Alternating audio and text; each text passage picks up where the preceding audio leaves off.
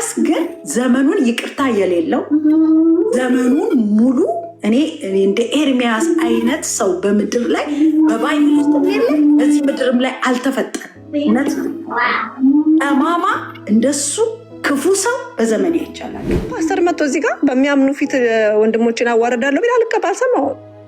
ማንም ኤጲስቆጶስ ይምጣ፣ ማንም ሐዋርያ ይምጣ፣ ወንጌልን እንደዚህ ሰብኬ 1 ሚሊዮን ህዝብ ጌታን እጁን አውጥቶ ተቀብሏል ቢለኝ አልሰማሁም። ኦርቶዶክስም እኔ አሁንም ቢሆን ስለ ኦርቶዶክስ የሚያወራውን ነገር አልቀበለው፣ መቼም ቢሆን አልቀበለው። እዛ ጋር ተከራካሪ አይደለሁም ለኦርቶዶክስ። እውነትም መንገድም ኢየሱስ ነው፣ ግን እሱ በሚለው ነገር ግን አልቀበልም። መጀመሪያ ወንጌል ይስበካል። ሪከርድ አንቺን ያደረገበትን ማሰማቱ እንደዚህ እኔን አላረገኝ። የት እንዳመጣው ማለቅለት የኤም አሰርቶ ሊሆን ይችላል። ይሄ ራሱ ያስጠይቀዋል። እሱን ታዩ፣ አሁን እሱን ታዩ እና አላቅ በቃ የት እንዳመጣው ምንም ከየትም ይምጣ ከየትም ሮንግ ነው ያደረገው ነገር ትክክል አይደለም። ታግሻለሁ ነው የሚለው። ምን እንደታገሰም አላቅም፣ እናንተ ናችሁ የምታውቁት። ግን ታውቀዋለሁ። እኔ እኮ ሲሰርበኝ ነው የማውቀው። ሶፊ እኔ አሁን አልፈልግም፣ ፕሮቴስታንት አይደለሁም። በቃ ከዚህ በኋላ ኦርቶዶክስ ነኝ ብል እኔን ያስተማረኝ ፓስተር ሚኪ ነው። ፓስተር ሚኪ በቃ ሊወገር ነው ማለት ነው እንደዛ ባደርግ። በቃ እሱ ነው በቀተኝ። እንደዚህ የሆነ የሚቀጥል ከሆነ የፕሮቴስታንት እምነት ይቀጥላል ብዬ ማሰብ አልችልም። ወጥቼ ከፈለኩ ኦርቶዶክስ መሆን ይችላለሁ። ኦርቶዶክስስ በሆኑ ምን አገባው? እሱ የሆኔ ብቻ አይደለም። እኔስ ወደ ኦርቶዶክስነት ብመለስስ ማን ያገባዋል? እኔ ክርስቶስን ከኦርቶዶክስ ቤት አላጣውም እኮ ከሄድኩኝ። መብትሽ ነው ከፈለግሽ፣ ማን ይከለክልሻል? በፈቃድሽ አይደለ? ገና እሱን ገና እሱ ስለኔ 100 ጊዜ ገና ቁጭ ብሎ ያወራ፣ እኔም እሱንም ዝም አልተወውም። እንደሱ ክርስትና ያበላሸ የኢትዮጵያን ክርስትና ያበላሸ እንደ ኤርሚያስ የለም። እህቴ በሄደችበት ልክ መሄድ እችላለሁ፣ በታዋቂነት ደረጃ ማለት ነው። ለምን እሷ ጋር ያለው ታለንት እኔ ጋር አለ። ወጥቼ መዝፈን ብጀምር ማለት ነው እግዚአብሔር ምስክሬ ነው፣ ቶፕ የሚባል ዘፋኝ እኔ ነኝ የምሆነው። በቃ ማለት ቴዲ አፍሮ በጣም ነው አይደለም የሚወደደው በአርቱ። እግዚአብሔር ምስክሬ ነው፣ እሱ ከኔ ቀጥሎ ነው የሚሆነው።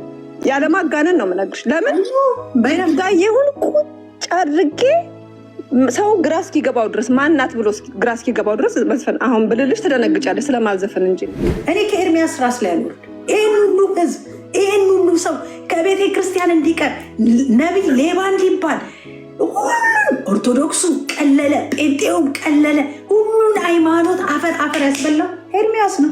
አንድ ሰው ወደ ጌታ አላመጣ፣ አንድ ሰው ጌታን አልተቀበለም፣ አንድ ሰው በኢየሱስ ክርስቶስ አልዳነም።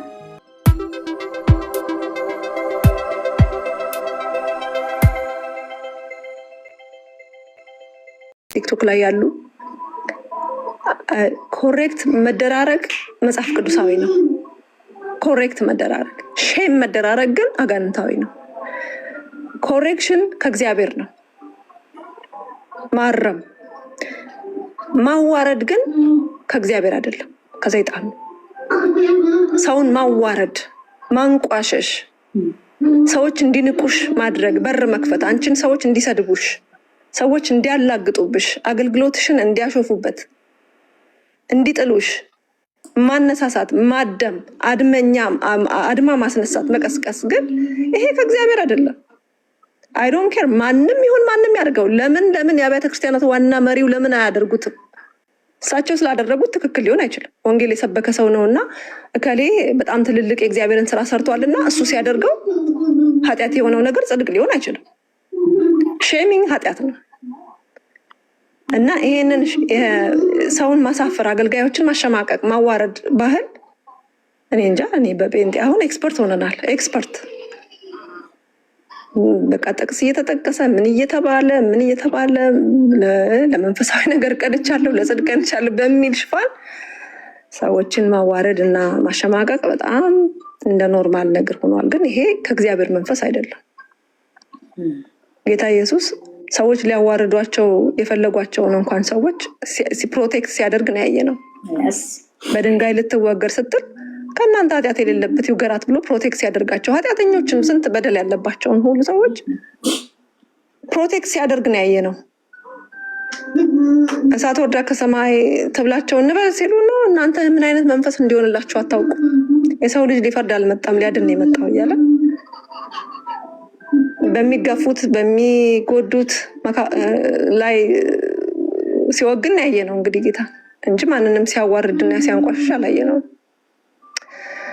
አንድ ቦታ ላይ ነው ቤተ መቅደስ ላይ ገብቶ እየገረፈ አስወጣቸው የሚነግዱትን ምናምን የሚላለ አንድ ቦታ ከስንት እንግዲህ መጽሐፍ ቅዱስ ብዙ ቦታ ላይ ነው እንግዲህ የታየው የተነበበው የሱ ታሪክ አይደለም። አንድ ቦታ ላይ እሷን ይዘን በየቀኑ ቲክቶክ እየከፈትን ወንድሞቻችን እናቶቻችንን በቃላት ጅራፍ እየገረፍን ማድማት ያችን ጥቅስ በቂ አይደለችም።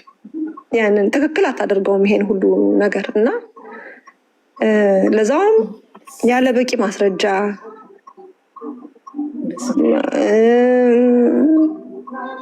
ማስረጃ እንኳን ቢኖር በቃ በአደባባይ እንዳንሰጣጣ እርስ በርሳችን አንዱ እንዳያዋርድ 4 ነጥብ በግልጽ መጽሐፍ ቅዱስ ላይ ተጽፏል። በማያምኑ ፊት አታድርጉት ተብሏል። ኦኬ፣ በማያምኑ ፊት አታድርጉ ብሏል አይደል? እኔ ይሄን ነው የምቀበለው። ማንም ፓስተር መጥቶ እዚህ ጋር በሚያምኑ ፊት ወንድሞችን አዋርዳለሁ ቢል አልሰማውም። ማንም ኤጲስቆጶስ ይምጣ፣ ማንም ሐዋርያ ይምጣ፣ ወንጌልን እንደዚህ ሰብኬ 1 ሚሊዮን ህዝብ ጌታን እጁን አውጥቶ ተቀብሏል ቢለኝ አልሰማውም። እና ይቀበላ እሰየው። ስለተቀበሉት ሰዎች እግዚአብሔር ይመስገን፣ ስለተሰራው ስራ እግዚአብሔር ይመስገን። ግንስ ከእግዚአብሔር ቃል ግን አይበልጥም የዛ ሰው ሀሳብ። የእግዚአብሔር ቃል አታድርጉ ካለ አታድርጉ ነው። እከሌ ስለሆነ ይፈቀድለት የሚባል ነገር የለም። እና ዝም ብሎ ይሄ አደባባይ ላይ እኔ እንጃ ያረኔ በኢየሱስ ስም እኔ ፕሮቴስታንት ወንጌላውያን እኮ በጣም የተከበረን ህዝብ ነበርን። ግን ጌታ እኔ አገልግሎት ስጀምር እኮ በጣም በጣም በጣም እኔ እኮ የነበረኝ ኢሜጅ የነበረኝ እኮ ትልቅ ነገር ማለት ጨዋ ህዝብ እኮ በቃ ማለት የተቀደሰ ህዝብ፣ የሚዋደድ እግዚአብሔርን የሚፈራ ህዝብ እንደሆነ ነበር እኮ ነው የማውቀው። የሚራራ ህዝብ፣ ሰው ሲያጠፋ ሽፍን አድርጎ ወስዶ በቃ እንትን የሚላል አይደል፣ የሚመክርሽ በድብቅ አስተካክሎሽ ምናምን ወደ አደባባይ እንድትወጪ የሚያደርግሽ ህዝብ፣ እንደዛ ነበር እኔ የማውቀው። አሁን እኮ ሰርች ነው የሚደረገው፣ ሰርች ይደረጋል። እስቲ ምን ተሳስታ መቼ ከመቼ አዋርደናል። አንዳንዴ እኔ ቪዲዮ ስሰራ ወይ የሆነ ነገር ስጽፍ ምናምን በንፋስ ፍጥነት ነው ወጥተው ሄደው ለትችት እንዴ ነገሩን መጀመሪያ እስቲ ለማሰላሰል ራሱ ምን ጊዜ አግኝተው ነው ይሄን ነገር ስተት ይሁን አይሁን የሰራሁት ነገር ማሰቢያ ጊዜ እንኳን የለም። በነፋስ ፍጥነት ሄደው ይሳደባሉ። እና ሌላው ሰው ሲናገር ምንም አይመስለኝም። ምንሽ የማያምን ሰው፣ የጌታን ቃል አልተማረ ሰው፣ ደህንነት ተምሮ ያልተጠመቀ ሰው በስጋው ነው ያለው። ያ ሰው ቢሳደብ ቢራገም ምንም ቢልሽ ጌታ በውስጥ ያድሯል ብሎ ለስጋ ስራ ሞቻለሁ እኔ ለክርስቶስ ነው የምኖረው የሚል ሰው ግን እንዴት ነው እንደዚህ እንጨክነው? እንዴት ነው እንደዚህ የምንጨካከነው? አብዛኛ እንዴት ነው እንደዚህ ክፎች የሆን ነው? ሶፊ አብዛኛ የአብያተ ክርስቲያን የአሁን ክርስትና እንዲሰደብ እንደዚህ በቃ እንዲሆን ያደረገ አንደኛ እውነት ነው የምናገረው፣ ጌታ ምስክሬን፣ በዚህ ምድር ላይ ተሳዳቢ አብያተ ክርስቲያን እንደዚህ ዱቄት እንዲሆን ያደረገው እሱ ነው። ከሱ ውጭ ማንም የለም። አሁን አይተሻል ተስፍሽን ቴሲቲ አብ እንዴት አይነት ትሁት፣ እንዴት አይነት መልካም ሰው እንደሆነ፣ እንዴት እግዚአብሔርን እየፈራ እንዳለ ለኢየሱስ የቀናው እየመሰለኝ ነው ያለው አይደለ እንዴ? ለካ አለ እህቴን ለካ በአደባባይ ጎድቻታለሁ፣ ወንድሜን ለካ በአደባባይ ጎድቼዋለሁ። እኔ እኮ ብሰራ ዩቲዩብ ላይ ብቀመጥ በአንድ ጊዜ ስንት ሺህ ነው የማገኘዋል። ግን ነው አለ እህቴን እየገደልኳት የማገኘው ነገር ይቅርብኝ ያለን አይደል? እውነት ነው የምናገር፣ ውሸት አይደለም። ተስፍሽም ገብቶ ሊናገር ይችላል። ኤርሚያስ ግን ዘመኑን ይቅርታ የሌለው ዘመኑን ሙሉ እኔ እንደ ኤርሚያስ አይነት ሰው በምድር ላይ በባይብል ውስጥ የለም፣ በዚህ ምድርም ላይ አልተፈጠረም። እውነት ጠማማ እንደሱ ክፉ ሰው በዘመን ይቻላል። በቃ ኦርቶዶክስም እኔ አሁንም ቢሆን ስለ ኦርቶዶክስ የሚያወራውን ነገር አልቀበለው፣ መቼም ቢሆን አልቀበለው። እዛ ጋር ተከራካሪ አይደለሁም ለኦርቶዶክስ። እውነትም መንገድም ኢየሱስ ነው። ግን እሱ በሚለው ነገር ግን አልቀበልም። መጀመሪያ ወንጌል ይስበካቸው። ኢየሱስ ጌታ እንደሆነ ይንገራቸው። ስለ ገድል አይደለም የሚነግረን፣ ስለ ገድል አይደለም የሚያስተምራቸው። መጀመሪያ በልጁ በኢየሱስ ክርስቶስ ያመነ የዘላለም ሕይወት አለው የሚለውን ነገር ይንገራቸው መጀመሪያ። በቃ አለቀ። ከዛ ውጭ መቶ ሌላውን መቶ ያውራ። እሱን አገባኝ። እሱም እኔ ስለሱም አገባኝም በመሰረቱ። አሁንም ቢሆን እኔ ምን ልማር ከኤርሚያስ? ዮኒ ማኛ ምን ይማር ከኤርሚያስ? ህዝቡ ምን ይማር ከኤርሚያስ? እየተንቀጠቀጠ አንድ ሰውን እንኳን አያናግርም። ሰው መናገር እሱ ጋር አይቻልም፣ ያስቆምሻል። አንደበትሽን አፍሽን መጥቶ ነው የሚያስቆሙ። አሁን ብገባ አፌ መጥቶ አስዋር አዋርዶኝ አፌ ዘግቼ የምመለሰው። ምክንያቱም ሰው እንኳን እሱ ቤት ወጥቶ የሚናገር ሰው ማናገር የሚችል ሰው አይደለም። ሁሉም ሰው ይመሰክራል። አንተ ይላል፣ ሰውን ያሳምናል፣ ሰውን አጣሙ አይምሯቸውን ይመልሳል። አሁን ቁጭ ብለው ምን ሲሉ እንደሰሙ እንዳላችሁ እሷ ቸርች እንዳትሄዱ አይምጡ። እኔ ምን አገባኝ? ቢመጡ ባይመጡ ሰው ለራሱ ጥቅም እኮ ነው የሚመጣው አይደል እንዴ? ምንድነው የምጠቀምበት ጥቅም? የምጠቀመው ምናልባት አንድ ሰው ወደ ክርስቶስ ኢየሱስ ሳመጣ ጌታ ኢየሱስ ክርስቶስን ሳስገኝ አክሊላ፣ ሌላ ነገር አይደለም። ስለዚህ ያ ነው ትርፉ። ግን ቁጭ ብሎ ዘመኑን ሙሉ ሰው ሲያማ እኔ ይኸው ማንም ሰው ይመስክርብኝ እና እስከሚያቀኝ ሰዓት ያውቃል። እዚህ እንትን ሀኒ የማይጣልን እኔ ስለ ሰው ወጥቼ ስናገር ሳወራ ተሰምቶ አይታወቅም። እኔ የምሰብከው ክርስቶስን ኢየሱስን ብቻ ነው። በቃ በስተቀረ የአንቺን ውጤት ማንም ከእናንተ ኃጢአት ያለበት ቢኖር የመጀመሪያውን ድንጋይ አምጥቶ ይምታት ይውገራት ነው የተባለው። እኔ ኃጢአት ከሰራው እስቲ እሱ ጻድቅ ከሆነ መጥቶ ይናገር። አይደለም ኤርሚያስ በጣም በጣም ትልቅ ስህተት፣ ትልቅ ጥፋት እያጠፋ ያለ ሰው በምድር ላይ ኤርሚያስ ነው። ንስሐ ሊገባ ሊመለስ እኔ ጌታ ምስክሬ ይሻለዋል ብዬ የምልበት ሰው ነው። ስለዚህ ወንጌልን አልሰበከም፣ ኢየሱስን አላሳየም። ነቢይትም ብርቱካንን ያው ስንት ዓመት ሙሉ ስንት ዓመት እኮ ነው የምነግራችሁ። አሁን እኮ በቃ ሲመረኝ ነው የመጣሁት። በቃ ስንት ዓመት ሙሉ ሲሰርባት ሲያዋጣት የኖረ ሰው ነው። ባህሩን አላስገባውም። አይ ችግር የለውም። አንቺ ፈለግሽውን አስገቢ አታስገቢ እሱን አይደለም። እኔ አንድ ነገር ብቻ ልናገር ዛሬ ያው ትንሽ ስሜታዊ ሆነሻል። አንዴ አክሊል፣ አንዴ ይቅርታሽ፣ አንዴ ትንሽ ያው ስሜታዊ ስለሆንሽ ምንም ብትይ ዛሬ ምንም አልልሽም፣ ግን የራሴን ሀሳብ ልናገር። አልፈርድም ማለት ያው ስሜታዊ የሚያደርጉ ነገሮችን ስትሰሚ ስለነበረ ምንም ብትይ ያው እና ምን መሰለሽ አንዳንዴ መጠንቀቅ ያለብን ነገር ሰዎች ሲጎዱን እና የሆነ ልባችን የሚሰብር ነገር ሲናገሩ ወይ ሲያደርጉ አጠቃላይ የሰሩትን ያደረጉትን ሁሉንም ነገር ዲስሚስ ማድረግ የለብንም። እሱን መጠንቀቅ ያስፈልጋል። ለምን መሰለሽ ሁላችንም የራሳችን የሰራነው እንደሱ ሳናቀው እናደርጋለን። ስሜታዊ ስንጎዳ ዲስሚሲቭ እንሆናለን። አሁን እሱ እንደዛ አድርጎታል። ያንቺን አገልግሎት ዲስሚስ አድርጎታል። ገባሽ? በእሱ ቤት ነው ዲስሚስ ያደረገው። ራሱ የራሱን አገልግሎት እግዚአብሔር ዲስሚስ ያደርግለት። የኔ ምንም የለም። አንድ ጊዜ ፍቀጅልኝና 5 ደቂቃ አልወስድም፣ የሆነች ነገር ላውራ። እንግዲህ በተፈጠረው ነገር ተናግሬያለሁ። ምንም እንደሆነ አላውቅም። ከእውነት ጋር መቆም ደስ ይለኛል በተፈጥሮ። እውነት ደግሞ እግዚአብሔር ጋር ብቻ ነው ያለው። ምን ልል ነው የምፈልገው? መሳፍንት ምዕራፍ 14 ላይ የእግዚአብሔር ቃልን አነብና የሆነ ነገር ብዬ እወርዳለሁ። እኔ መሳፍንት ምዕራፍ 14 ቁጥር ከ7 ጀምሮ ወይ ከ8 ጀምሮ አነብላችኋለሁ። የአንበሳውንም ሬሳ ያይ ዘንድ ከመንገድ ፈቀቅ አለ። ከላይ ላንብበው። ወርዶም ከሴቲቱ ጋር ተነጋገረ፣ እጅግም ደስ አሰኘችው። ከጥቂት ቀንም በኋላ ሊያገባት ተመለሰ። የአንበሳውንም ሬሳ ያይ ዘንድ ከመንገድ ፈቀቅ አለ። እነሆም በአንበሳው ሬሳ ውስጥ ንብ ሰፍሮበት ነበር፣ ማርም ነበረበት። በእጁም ወስዶ መንገድ ለመንገድ እየበላ ሄደ። ወደ አባቱና ወደ እናቱ መጣ፣ ማሩንም ሰጣቸው። እነርሱም በሉ፣ ማሩንም ከአንበሳው ሬሳ ውስጥ እንደወሰደ አልነገራቸውም። ይሄ የእግዚአብሔር ቃል ነው። እንግዲህ እናንተን ለመስበክ አይደለም እኔ ያለሁት። ከኔ በላይ ብዙ ነገር ልታውቁ ትችላላችሁ። ወንድሞቼ፣ እህቶቼ፣ ሁላችሁም እዚህ ያላችሁ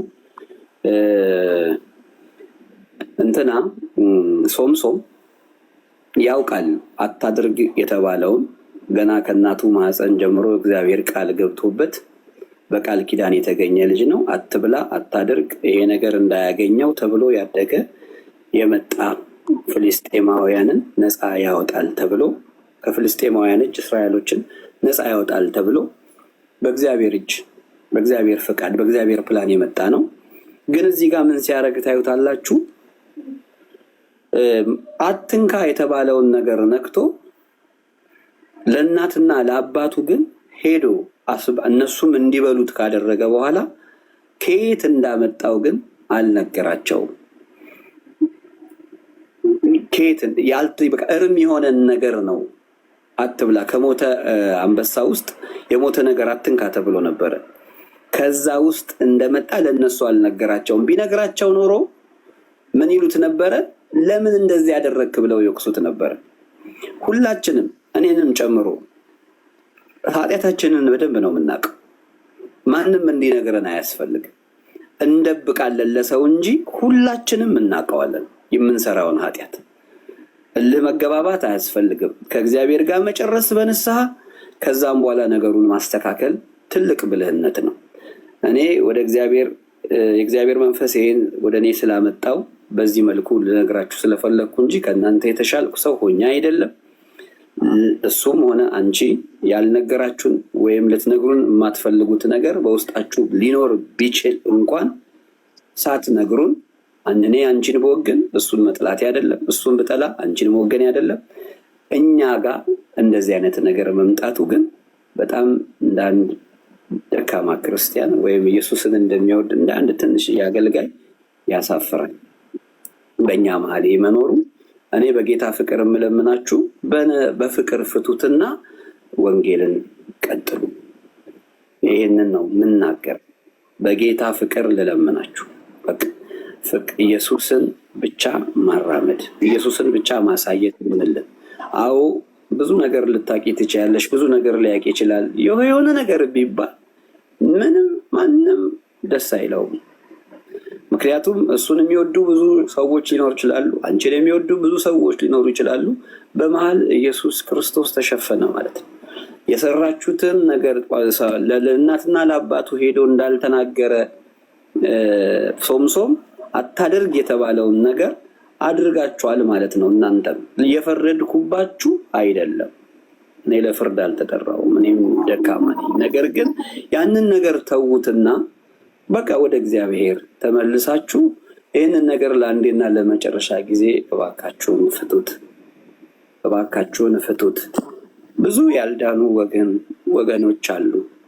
እውነት እኔ ልመጻደቅባቸው አይደለም፣ ከልቤ ነው የማወራው። በቃ ተዉትና እርም የሆነውን ነገር አታድርጉ። ከዛ በኋላ ለእግዚአብሔር ሁሉን ነገር ሰጡትና በአዲስ መልክ መነሳት ይቻላል። ኢየሱስ ያድናል የሚለው ለዘላለም ይቀጥል። ተባረኩ። አመሰግናለሁ። ነቢይ ያው አቋርጦኝ ገባና፣ ግን ጥሩ ነገር ነው የተናገረው። ይህንኑ ልሽ የፈለግኩት የነበረው ይሄ ነገር መቀጠል የለበትም። ኤርሚያስም አይሆፕ ይሰማል። ይህንን ነገር መቀጠል የለበትም። በእውነት ምንም በፍጹም እሱም አልጀገነም በዚህ አሁን ባደረገው ነገር። እንደዛ አስቦ ከሆነ እኔ እንደ ጀግና አላየሁት። አውጥቶ አሁን ሪከርድ አንቺን ያደረገበትን ማሰማቱ እንደዚህ እኔን አላረገኝ። የት እንዳመጣው ማለቅለት የኤም አሰርቶ ሊሆን ይችላል። ይሄ ራሱ ያስጠይቀዋል። እሱን ተይው፣ አሁን እሱን ተይው እና አላቅ በቃ የት እንዳመጣው ምንም ከየትም ይምጣ ከየትም ሮንግ ነው ያደረገው ነገር ትክክል አይደለም። ታግሻለሁ ነው የሚለው። ምን እንደታገሰም አላውቅም፣ እናንተ ናችሁ የምታውቁት። ግን ታውቀዋለሁ። እኔ እኮ ሲሰርበኝ ነው የማውቀው። ሶፊ ይሄን ልጅ እኮ እኔ አላውቀውም ሆነስትሊ። እኔ ሁልጊዜ ሲሰርበኝ ነው የማውቀው። ባህሩ መጥቶ ሁልጊዜ ባለፈው ጊዜ ባህሩ አሁንስ አበዛኸው እንዴ ተዋት እንጂ በቃ ምናምን ብሎ የዛሬ 6 ዓመት 6-7 ዓመት ከኮቪድ በፊት መጣና አንተም ተው አንቺም ተይ ብሎ በፌስ ምንድነው በዚህ ይባል ዋትሳፕ ቆርጠን አብሮ አወራን ማለት ነው። ከዛ በኋላ ተውን ማለት ነው። ከዛ አሁን ተነሳ ዮኒ ተጠመቀ። እንደኔ እኮ ግራ የገባኝ ሰውን ወደ ጌታ ማምጣቴ ነው ምንድን ነው ኃጢአት የሆነብኝ? እኔ ግራ የገባኝ እኮ እሱ ነው። እኔ አሁን ምንም እኮ ያጠፋው ጥፋት እኮ የለብኝም። የፈለገውን የድሮውን ታሪክ አምጥቶ ያውራው፣ የአሁኑን የሚያወራ ምንድን ነው ያጠፋው ጥፋት? ጥፋቴ ምንድን ነው? ምንድነው ጥፋቱ? ኢየሱስ ኤርሚያስን ማነው ይሄ ዮኒን ወደ ጌታ ስላመጣው ስለተጠመቀ ለምን ዮኒ ማኛ ጌታን ተቀበለ? ይሄ እኮ ነው ጥፋቱ። ሌላ እኮ ምንም እኮ ያደረግኩት ነገር። አሁንም ቢሆን እኮ ሰው እየተሳደበ ያለው ኤርሚያስም እያበደ ያለው ይሄ ነው። አንደኛ ውሸቱ ምን አለ እኔ ጋር የውሸቱን ገብቶ እንደዚህ አይነት ቦታ ላይ የቤቲ ወልዴ ባልና ፓስተር ታሪኩ የሚባል ሰውዬ ጋር እሱ ጋር እንዲማር አስደርጌ ነበረ። እሷ አይሆንም ብላይ ተጨቃጭቀን አለኝ። እንደሱ ውሸት ነው። አሁን ይሄ መንፈስ ቅዱስ ራሱ ይታዘበናል። አላለኝም፣ አላወራንም። ደውላልኝ አለ፣ አልደወልኩም። እሱ ነው ራሱ የደወለልኝ። የደወለበት ደግሞ አለ። ለዮኒም ልኬለታለሁ፣ ለአንዳንድ ወዳጆችም ልኬያለሁ፣ ለራሱ ለባህሩም ልኬለታለሁ። እና ያንን አየ። በቃ ውሸት ነው። ከኔ ጋር እንደዚህ ንግግር አልተነጋገርንም እኔ እና እሱ። እሺ እሱ ደግሞ ዮኒ ማኛ ደግሞ ወጣና እኔ በእኔ ቤት ብርቱካን እጅ ነው ጌታ ነው የምቀበለው፣ የምጠመቀውን በእሷ እጅ ነው። ምክንያቱም እሷ ብዙ ዓመት እኔ ስትከታተለ ይኖራለች፣ ለልጆቼ ስጸልይ ይኖራለች። ስለዚህ እሷን ነው በእሷ ነው የምጠመቀው አለ። እሱ ሄዶ በእሷ እንዳትጠመቅ ማዕት ነገር ብሎታል። ራሱ ዮኒ ራሱ ወጥቶ መናገር ይችላል። እኔ ይቅርብሽ ብዬ ነበር እስከ ዛሬም ያልነገርኩሽ አለኝ። እና ኦኬ ቶ በቃ አልፏል። ዮኒዬ ችግር የለም ወንዶች ነው እንዲያስጠምቁ የፈለግኩት አልኩት። በቃ እናንተና እንደዚህ እሺ ወንዶች አዘጋጃለሁ እንዲያስጠምቁ አልኩት። እግዚአብሔር ግን የወንድ የሴት አምላክ አይደለም፣ የሁላችንም አምላክ ነው። ዮኒ ወደ ጌታ መጣ፣ ተጠመቀ፣ ጌታ ኢየሱስን ይሰብክ ጀመረ። ስንት ጊዜ ሙሉ ነው የሰበከው ጌታ። ከዛ እነ ኤርሚያስ አላስቀምጥ አሉት ልጁን። የሚያዩት የሚማረው ከነሱ ስድብ ነው፣ የሚማረው የማይሆን ህይወት ነው፣ የሚሰማው ሌላ ታሪክ ነው። ከዚህ ውጭ እኔ ያጠፋሁት ጥፋት ምንድን ነው? ጌታን ያስቀበልኩት፣ ወደ ጌታን ያመጣሁት፣ ዛሬ ድረስ እያበደ እንትን የሚለው የሚሳደበው ይህን ሁሉ ሰዎች ሰብስቦ ቸርቿ እንዳትሄዱ። ማንም ሰው ቸርቻ ለመምጣት ይችላል። አያገባኝም። ምን አገባኝ እኔ የሚያገልገል የፈለገ ሰው መጽናናት የፈለገ መፈወስ የፈለገ ሰው ይምጣ። እዚህ እንኳን አሁን በመምጣቴ ስንት ሰው ከአጋንንት ስርዓት ነፃ ወጥተዋል፣ ስንት ሰው ተፈውሰዋል፣ ስንት ሰው ተጽናንተዋል። ጉባኤ ውስጥ እንኳን የሚመጡ ሰዎች ምስክር ናቸው። ገንዘብ እንኳን እኔ አሁን ገንዘብ ስለሚል ብጠይቅም ደግሞ ምንም ፕሮብሌም አይደለም። ግን እንደሱም አይደለም፣ እንደሱም ራሱ የለም ራሱም ማለት ነው። ጽድቄን አይደለም ማወራው፣ እውነት ነው ማወራው፣ ክርስቶስ ስላለ ማለት ነው መካከላችን። ስለዚህ ወንድማችን ኤርሚያስ እየተነሳ ጠዋትና ማታ አሁን እኮ የሚታወቅ ሰው ባይሆን ኖሮ አላወራለትም ነበር። በቃ ግን ሰዎች ሰብስቦ ከጠዋት እስከ ማታ ታገስኩት፣ አልናገርም አልኩኝ። በቃ እሱ ለሱም አላወራም ብዬ ታውኩት። እሺ እንዳትናገሪ መልስ እንዳሰጩ ኤርሚያስ እንዲያለ ነው ተባልኩ። ባይነግሩ ይኖሩ አልሰማም ነበር። ሆነስትሊ እኔ ስለነገሩኝም ነው የሰማሁት። ቲክቶክ ላይ እኔ አልገባም፣ ጊዜውም የለኝም። ቲክቶክ ላይ ቁጭ ከምል እኮ ጂሜን እጄ ሰርቼ ብመጣ እኮ ለእኔ በጣም ነው ደስ የሚለኝ። እንዴ ሌላው ጸልያለሁ፣ ከፍል ጂሜን ሰርቼ ሄጄ ሰርሽ ይመጣለሁ፣ አለቀ። እኔ ቲክቶክ ላይ ምን አደርጋለሁ 48 ሰዓት? እንደሱ አይደለሁም እኔ 48 ሰዓት ቲክቶክ ላይ አልቀመጥም።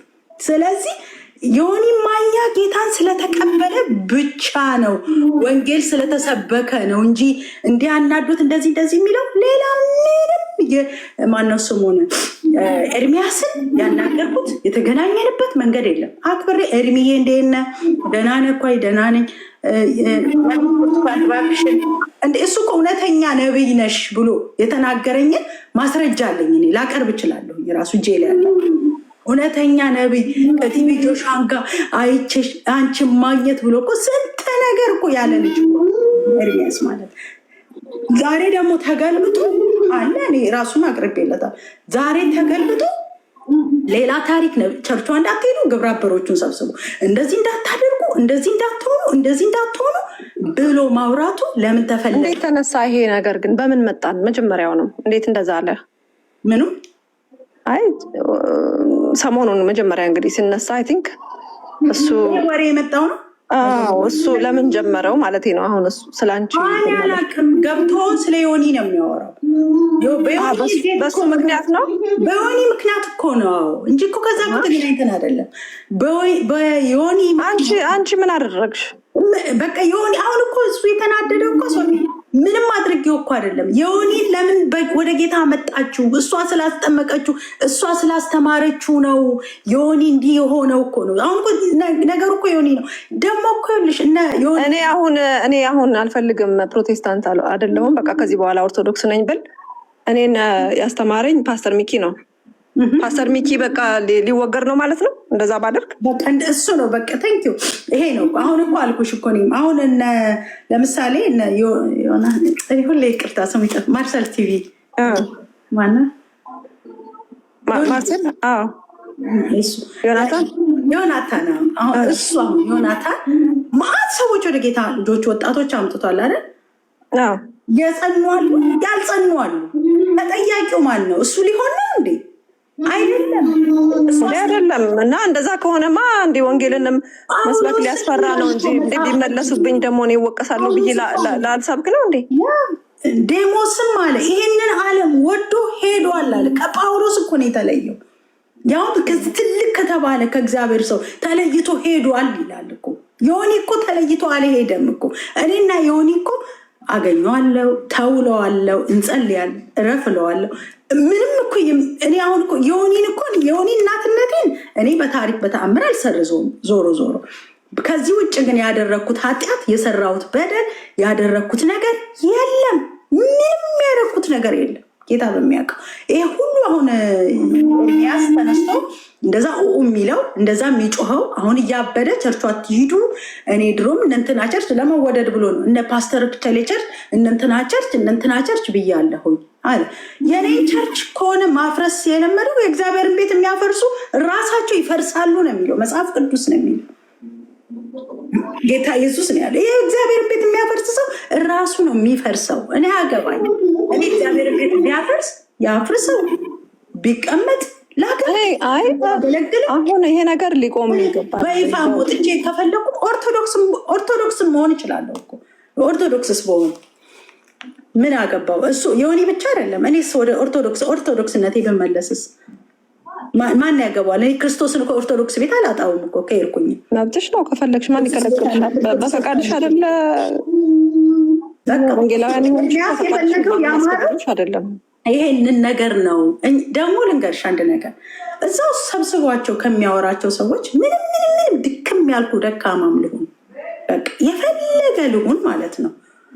በእኔ እጅ ዕውር አልበራም፣ ሽባ አልተነሳ፣ የማይወልዱ ሰዎች አልወለዱ። ውሸት ነው እሱ። ሰዎች ፕሮፌሲ አልመጣላቸውም። እንኳን አልሰማንም። አክሊል አልነበርክም አንተ 5 ኪሎ ልጅ በምጥ ወለድኩኝ ብላ እዚሁ አልመሰከርንም። ሌላ ልጇ የሞተባት አሁን በዚህ ሰሞን ውስጥ ልጇ የሞተባት ልጅሽን ታዩ። አሁን እግዚአብሔር በዚሁ ዓመት ሰው ሁሉ መነጋገሪያ ያደርግሻል። እንዴት መልሳ ልጅ ወለደች እስከምትባይ ድረስ እግዚአብሔር ክብሩን ይገልጣል ብዬ መልዕክት አመጣሁላት። ጌታ ምስክር ወልዳየው ምስክር አክሊልም ፊት አለ። ማአት ሺህ ሰዎች ምስክር ነበሩ ያዩ ሰዎች በአጠቃላይ። ስለዚህ መሳደቡን ይሄንን ነገር እግዚአብሔር እንዳልሰራ መቆጠሩ ለምን ተፈለገ? ለምንድን ነው ማቅለል የተፈለገው? ለምንድን ነው እግዚአብሔር እንዳይሰራ የሚያደርገው? ኤርሚያስ የእግዚአብሔርን እጅ ለምንድን ነው እንዳትሰራ የሚከለክለው? በኔሴ ተጽናል፣ በኔሴ ዳኑ። እስቲ አሁን እሱ መጥቶ አሁን እንደዚህ ሰብስቦ ፍሩት ሽሸጥ አይቻለሁ አለ። ፍሩት ሽሸጥ እኔ ፍሩቱን ገንዘብ እቀበል ነበር አለ። እውነት አንድ ጥያቄ አለኝ ለአንቺ። በቅርብ ጊዜ የተሸጠ ነገር አለ ቸርች ውስጥ አንቺ ስትመሪው ቸርች ውስጥ? ምን በወጣኝ እኔ አንድም ቀን ሽጬ አላውቅም። መንፈስ ቅዱስ ምስክር ነው። ሰማይ እኮ ምስክር እኮ ነው እንዴ። ብሸጥም እኮ ችግር የለም። እኔ ብሸጥ ራሱ አሁን ከዚህ በኋላ የሚሸጥ ነገርም ካለ እሸጣለሁ፣ የሚገዛኝ ሰው ካገኘው። አሜሪካን ሀገር እኮ ነፃ የሚባል ነገር እኮ የለም። ውሃም እኮ ነፃም አይደለም። ግን ተሽጦ አይታወቅም፣ ሸጬም አላቅም። በቃ ውሸት ነው። አሁን ፍሩት እየተሸጠ አለ ገንዘቡን የምቀበለው እኔ ነበርኩኝ። ይሄ ትልቅ ውሸት ነው። በውሸት አዘጋጅቶ ሰዎቹ አንዳንዴ ምን አለ መሰለሽ ሰዎች እንግዲህ ምድር ላይ አውርጂውና ይህን ነገር ሁለቱ ወይ በአካል ተገናኝተው በቃ ይቅር የሚያወርዱበትን ነገር ምድር ላይ ቢፈታ ነው የሚሻለው። እዚህ ጋር አየር ላይ ቢወራ ማለት ጥሩም አይደለም። ችግር የለውም። የውስጧን ታወራዋለህ። እሱ እኮ ወጥቶ እያወራ እኮ ነው። አሁን ለምን እንደሆነ ታውቃለህ? እሱ ወጥቶ ቁጭ ብሎ የእሷ እኔ የምን ጉድ አለኝ? እኔ አንደኛ አሁን ባገለግልም ባላገለግልም ምንም ችግር የለብኝም። እኔ አንደኛ እኔ ትልቅ ሰው እኮ ነኝ፣ ልጅ አይደለሁም አይደለ? በእርግጥ እሱ ታላቂ ሊሆን ይችላል። አሁን እኮ 40 ምናምን ዓመቴ እኮ ነው። ቀልድ እኮ አይደለም እኮ እንዴ! ይቀለዳል እንዴ? እና ደግሞ እኔ እኮ ልንገር ትላልቅ ልጆች ወልጃለሁ እኮ አይደለ እንዴ? ልጆቼ እኮ ኩዮቼ ናቸው ገባሉ እነሱ። እኔ ከኔ ጋር ራሱ ቁጭ ብሎ እሱ ማውራትም ራሱ እንዲህም አይነትም ደረጃ የምዳረስበትም ራሱ እንደዚህ እንኳን ወጥቼ እንኳን ማውራትም አልነበረብኝም ሲጀመርም ማለት ነው። ሆነስትሊ ነው የምነግርህ። እኔ ሲጀመርም አልገባም ታውቃለህ። ቲክቶኩንም አልፈልገውም እኮ ምኑንም አልፈልገው ሚዲያውን። ግን ውሸት ሲዋሽ ነው። ለዚህ ነው እኮ እሱ በአደባባይ ስለዋሸ ነው ማወራው ያለሁት። ለምን ይዋሻል? ለምንድን ነው የሚዋሸው? ወጥቶ ብር ለመሰብሰብ ፈንድ ሊደረግለት እንደሆነ አውቃለሁ። ይሄ ሊደረግለት ስለሆነ እሱ ፈንድ የሚያሰበስበው ሁል ቀን ነቢት ብርቱካንን ስም ጠርቶ ነው። ሆይ ለምን በቃ እሱ ማስደረግ ይችላል። እኔን ግን ስም መጥራት አይችልም ነው። በቃ የኔን ስም እንዲጠራ አልችልም። አሁን ባለፈው እንኳን ኤድሞን ነው ምናምን የሚባል ሰውዬ ጋር ሲያወሩ ምስክር እኮ ነው። ሰውዬው እንዴት ያውራ እንዴት ይናገር? በቃ አፉን አስይዞት አስወጣው። ማንንም ሰው አያሸንፈው እና ውሸት ነው። የት ነው እኔ ፍሩት አረ ውሸት ነው፣ ግፍ ነው። ራሱ እግዚአብሔር እንኳን ይፈርዳል አንዳንድ ጊዜ የሰው ስም ለማጥፋት ብሎ ያንንሃልክ። ዮኒን ከጠላው ዮኒን ጠልቶታል። በቃ አለቀ። ዮኒን ከጠላው ጠላው ነው። ዮኒን ስም አለማንሳት፣ የኔንም ስም አለማንሳት። ዮኒን ግን እኔ ፎሬቨር እከተለዋለሁ። ዮኒን አልተወውም፣ እጸልይለታለሁ። አሁንም ደግሞ ይመጣል እኔ ጋ በቅርብ ቀን ሜሪላንድም ይመጣል። በነገራችን ልጄ አንዷ ልጄ አንዱ ወንድ ልጄ ነው። እሱ ደግሞ ለእኔ ማለት ነው በቃ እግዚአብሔር የሰጠኝ ነው። ከጌታ የተቀበልኩት ልጅ ነው። ምንም ያደረገው ነገር የለም። በራሱ ድንበር ላይ ነው የሚበረው። በራሱ ነገር ላይ ነው የሚሄደው። ምን አስገባው እኛ መሀል? ምን አስመጣው እኛ ጋር? ጀስት ቤት ከፍቶ ነቢት ብርቱካን እንደዚህ ተፈጠረች፣ እንደዚህ ሆነች፣ እንደዚህ ተደረገች፣ እንደዚህ አለች፣ በኤአይ አቀነባብሮ አውጥቶ ማውራት አልሰማውም። እኔም ደግሞ እሱን ማለት ነው አልሰማውም በፍጹም። ስለዚህ አርፎ ይቀመጥ ከሆነ አርፎ ይቀመጥ። በቃ እሱም በቤት ሁላችንም በቤታችን ነው መሆን ያለ። እኔ አሁን አንድ ነገር በክርስቶስ ፍቅር ልለምንሽ። አሁን ነገ እገባለሁ ዮኒ ጋ ብለሻል። አሁ ስሜታዊ ስለሆንሽ እንደዛ ብታደርጊም አይፈረድብሽም። ግን ከዚህ በኋላ አትግቢ እዛ ሚዲያ ላይ ምንም በቃ መመላለስ አያስፈልግም። ከሱ ጋራ ከተቻለ ቀጥታ ተደዋውላችሁ ብታወሩ እኔ የእሱን ወዳጆች አናግራቸዋለሁ እና በስልክ እንደዚህ በአደባባይ አይደለም፣ በስልክ ለብቻችሁ ብትነጋገሩ ደስ ይለኛል። በአደባባይ ያዋረደኝን ሰውዬ ከዚህ በኋላ በስልክም አወራሁትም አላወራሁትም ምንም ኢምፖርታንትም አይደለም። ለነገሩ ይብላኝ ለሱ ይቅር መባባል አለባችሁ ማለት ሶፊ አክሊልም ሁለታችሁ መልሱልኝ። ከእግዚአብሔር ነው የምጠይቃችሁ። ይህንን እውነትን የምትናገሩት ከእግዚአብሔር ነው።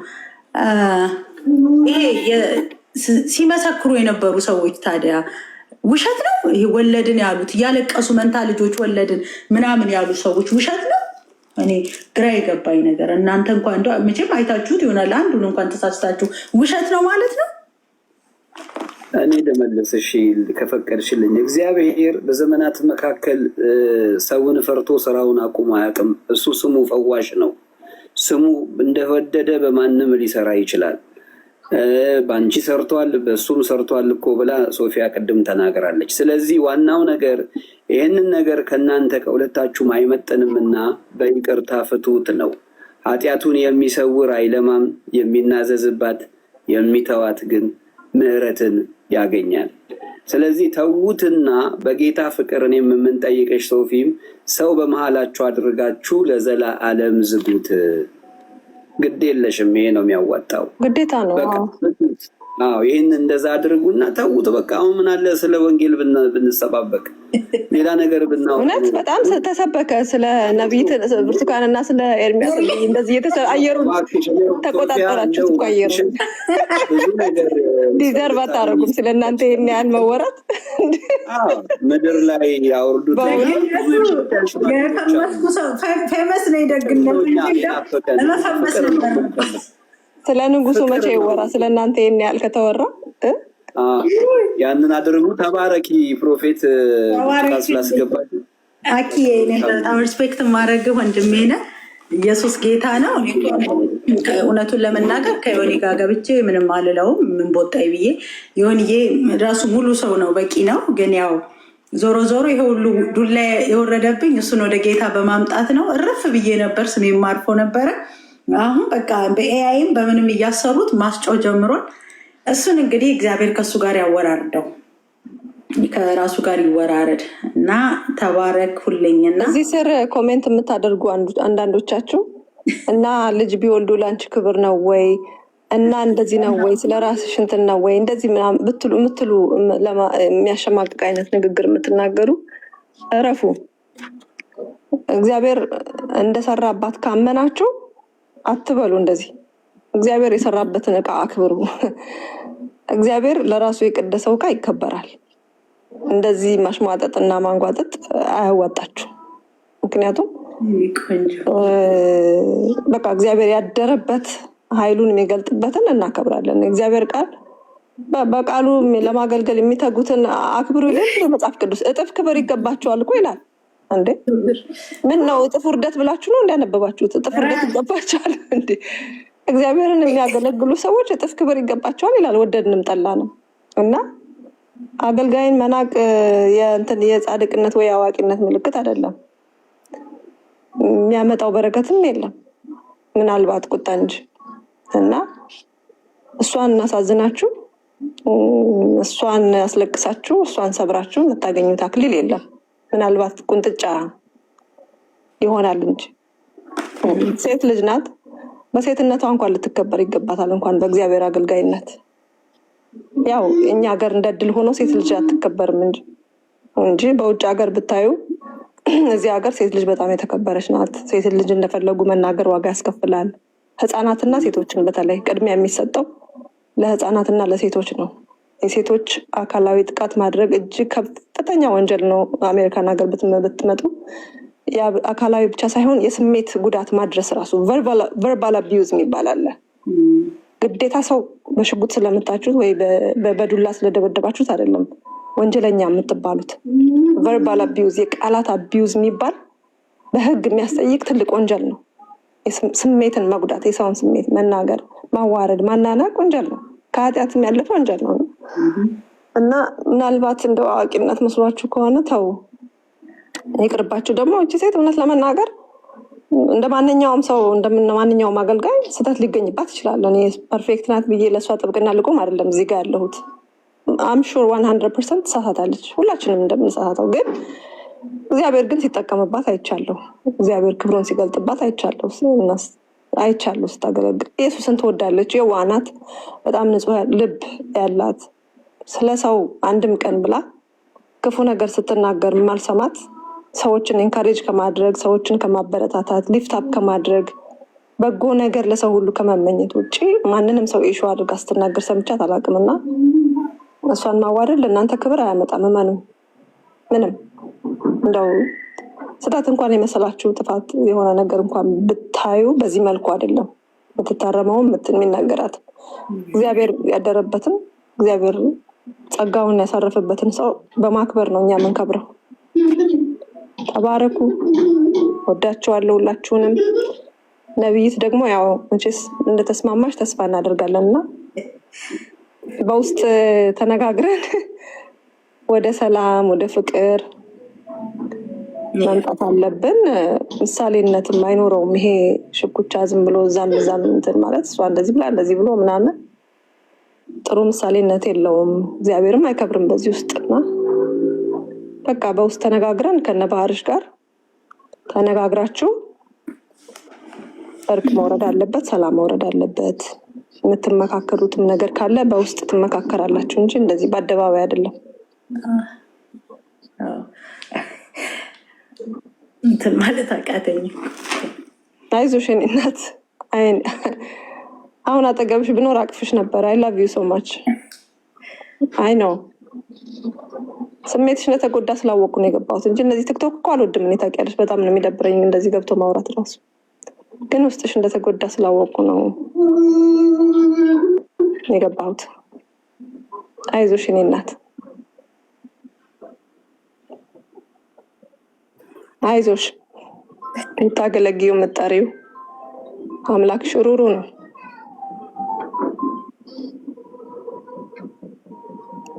ብዙዎችን ያጽናናሽ ሰውነሽ እና አንቺንም እግዚአብሔር ደግሞ ያጽናናሻል። ብዙዎችን ባጽናናሽበት ማጽናናት እግዚአብሔርን ደግሞ አንቺን ደግሞ ያጽናናሻል። እግዚአብሔር አይዞሽ።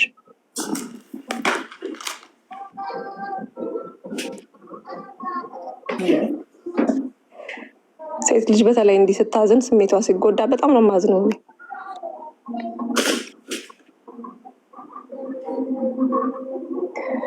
ወንዶች ወንድሞቻችን አገልጋዮች የምትሉ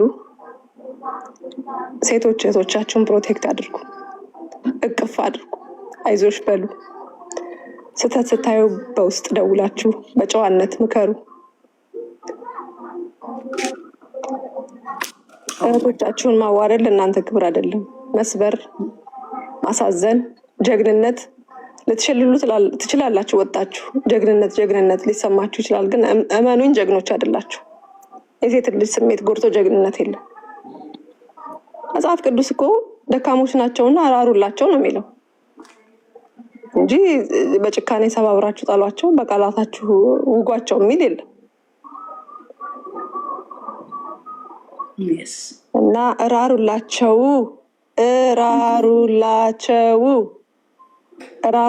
ነው የተባለው። ደግሜ እናገራለሁ፣ እራሩላቸው። ለእኔ ሴት ልጅ ነኝ፣ እራሩልኝ። እኔን ያካትታል የእግዚአብሔር ቃል ሲናገር፣ እራሩላቸው ነው የተባለው። ወንድ ልጅ በሴት ላይ ጭክን ብሎ ሲናገር እኔ በጣም ነው የሚገርመኝ። እውነት በጣም ነው ማዝነው። ሴት ሆነው ስላላዩት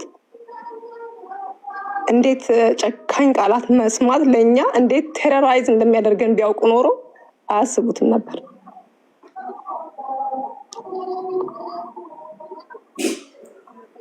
በሳይንሱ በሳይኮሎጂው ሴት ልጅ በየቀኑ ቢያንስ 1 ጊዜ ነው 2 ጊዜ 3 ጊዜ መታቀፍ አለባት ይላል።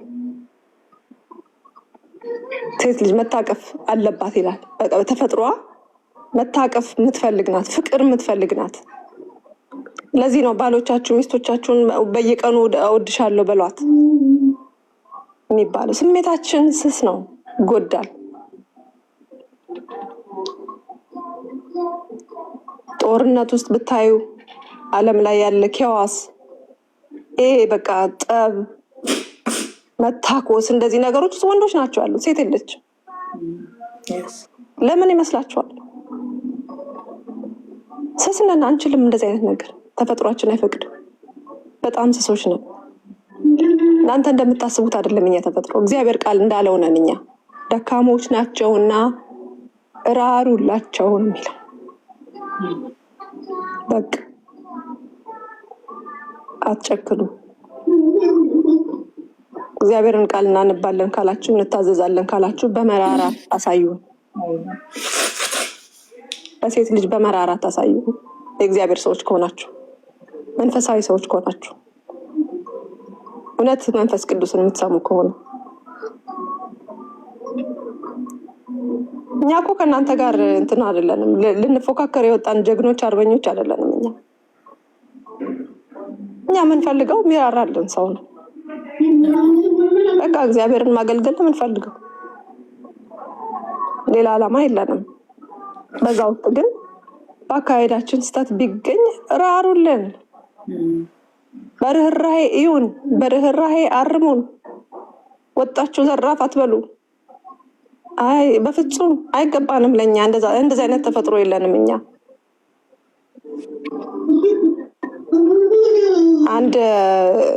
አንድ እኔ ዘፈን ባልሰማ የሆነ ዘፈን ላይ ያለ ግጥም አለ የኔ ዘፈን ላይ ነውና የደከመን ገሎ ፉከራ ምንድነው ምትለዋለ እና እንዴ መጽሐፍ ቅዱስ ደካሞች ናቸው ያላቸውን ሰብሮ ጥሎ ጀግና ነኝ ለማለት አይቻልም። እንዴት ይሆናል? እንደውም ጀግና ወንድ ሴት ልጅ የሚያቅፍ ወንድ ነው። ለሴት ልጅ ፍቅር የሚሰጥ ነው። ለሴት ልጅ ጠበቃ የሚሆን ነው። በነገራችን ላይ ዮኒ ማኛ በጣም በዚህ ነገሩ በጣም ነው የማከብረው። ማልቀበለው አንዳንድ ነገሮች ቢኖሩ እነግረዋለሁ። ያው በሚዲያም ተው ዮኒዬ ተው እንደዚህ አትበል እንደዚህ አይባልም እለዋለሁ። ተው ጀነራላይዝ አታድርግ ምናምን እያልኩኝ ልክ ያልሆነባቸውን ነገሮች እነግረዋለሁ በፍቅር። በጣም ደግሞ ማከብርለትና ማደንቀው ፐርሶናሊቲው ደግሞ ሴት ልጅ ስትገፋ በሚዲያ ላይ ሁልጊዜ እሱ ነው ያለው። እሱ ነው ዲፌንድ የሚያደርገው። ያውቃል እኔ ማን እንዳስተማረው ነው እግዚአብሔር ያውቅ። ሴት ልጅ ስስ እንደሆነች ያውቃል። በነገራችን ላይ ዮኒ ማኛ አንዳንዴ እንደሚስተውና ማለት እንደዚህ የሚስተው ምልሽ ይሄ ጀነራላይዝ አድርጎ አንዳንዴ ሲናደድ የሚናገረው ነገር አለ አይደል? እሱን ነገር ሰው እያየ በቃ እሱ እንዲመናይዝ ሰው ያደርገዋል እንጂ እኔ በጣም የሚገርም ጥበብ ደግሞ አይበታለሁ። የሚገርም ማስተዋል ደግሞ አይበታለሁ። ሰው እንደሚያስበውና እንደሚለው እንደዛ አይነት እንትን አይደለም እሱ። በነገራችን ላይ እንዴ ሴትነትን ማን ነው ሴትኛው አገልጋይ ነው ወጥቶ ኖ ሴቶች እኮ እግዚአብሔር ቃል ደካሞች ናቸው ይላል፣ እንደዚህ ልንሰብራቸው አይገባም ልንጎዳቸው አይገባም ብሎ ከጎናችን የቆመ ማን ነው? እኔ ስሰደብ እኔ በአደባባይ ስረገጥ አገልጋይ የተባለ ወንድ የተባለ በሙሉ እየወጣ እንዳለ በቃ የቃላት ሰይፍ እንደ ዝናብ ሲያወርዱብኝ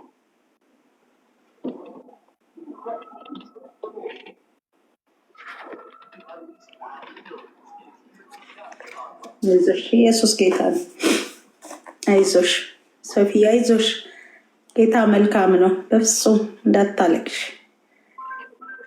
የሁላችንም እንባ የሚጠቅም አይመስለኝም። በእውነት ማልቀስም አይጠበቅብሽም። አይ ነው ሴት ልጅ በብዙ ነገር ናት የምታልፈው። ስስ ነን ደካማ ፍጥር ናት ይላል። ይህ ቀላል ነገር አይደለም እና እንደዚህ ዋጋ መክፈላችን ልጆች እንኳን ወልደን በልጅ መውለድ እንኳን ዋጋ መክፈል አለ። በማሳደግ ዋጋ መክፈል አለ።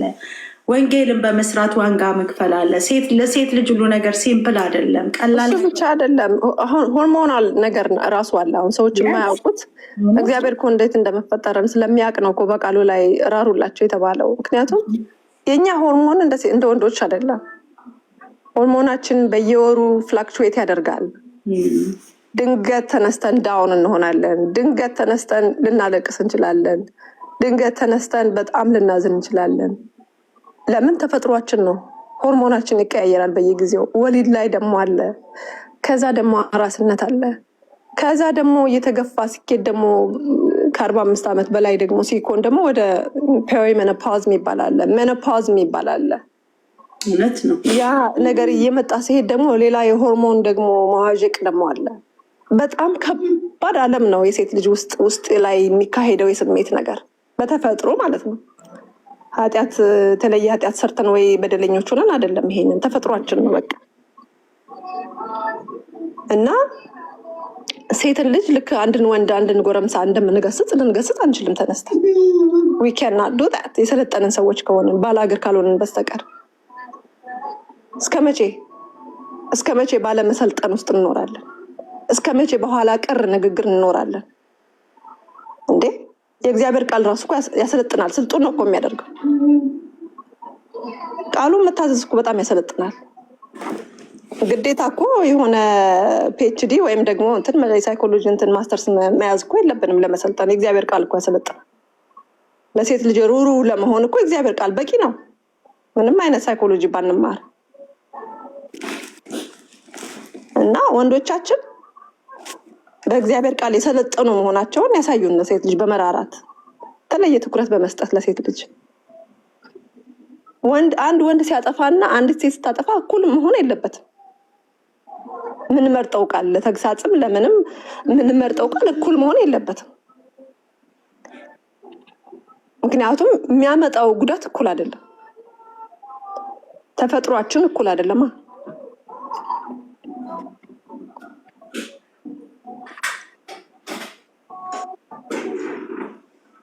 እና ያው እንደ እድል ሆኖ መቼም እኛ ሀገር ሴት ልጅ ከማዘን ከመራራት ይልቅ ሴት ላይ መጨከን እንደ ወንድነት የሚታይበት ሀገር ስለሆነ ወንድሞቻችን ላይም አንፈርድባቸውም። ለምን? አስተዳደግ ነው፣ ያደጉበት ባህል ነው እንደዚህ ይህን ችግር ያመጣው።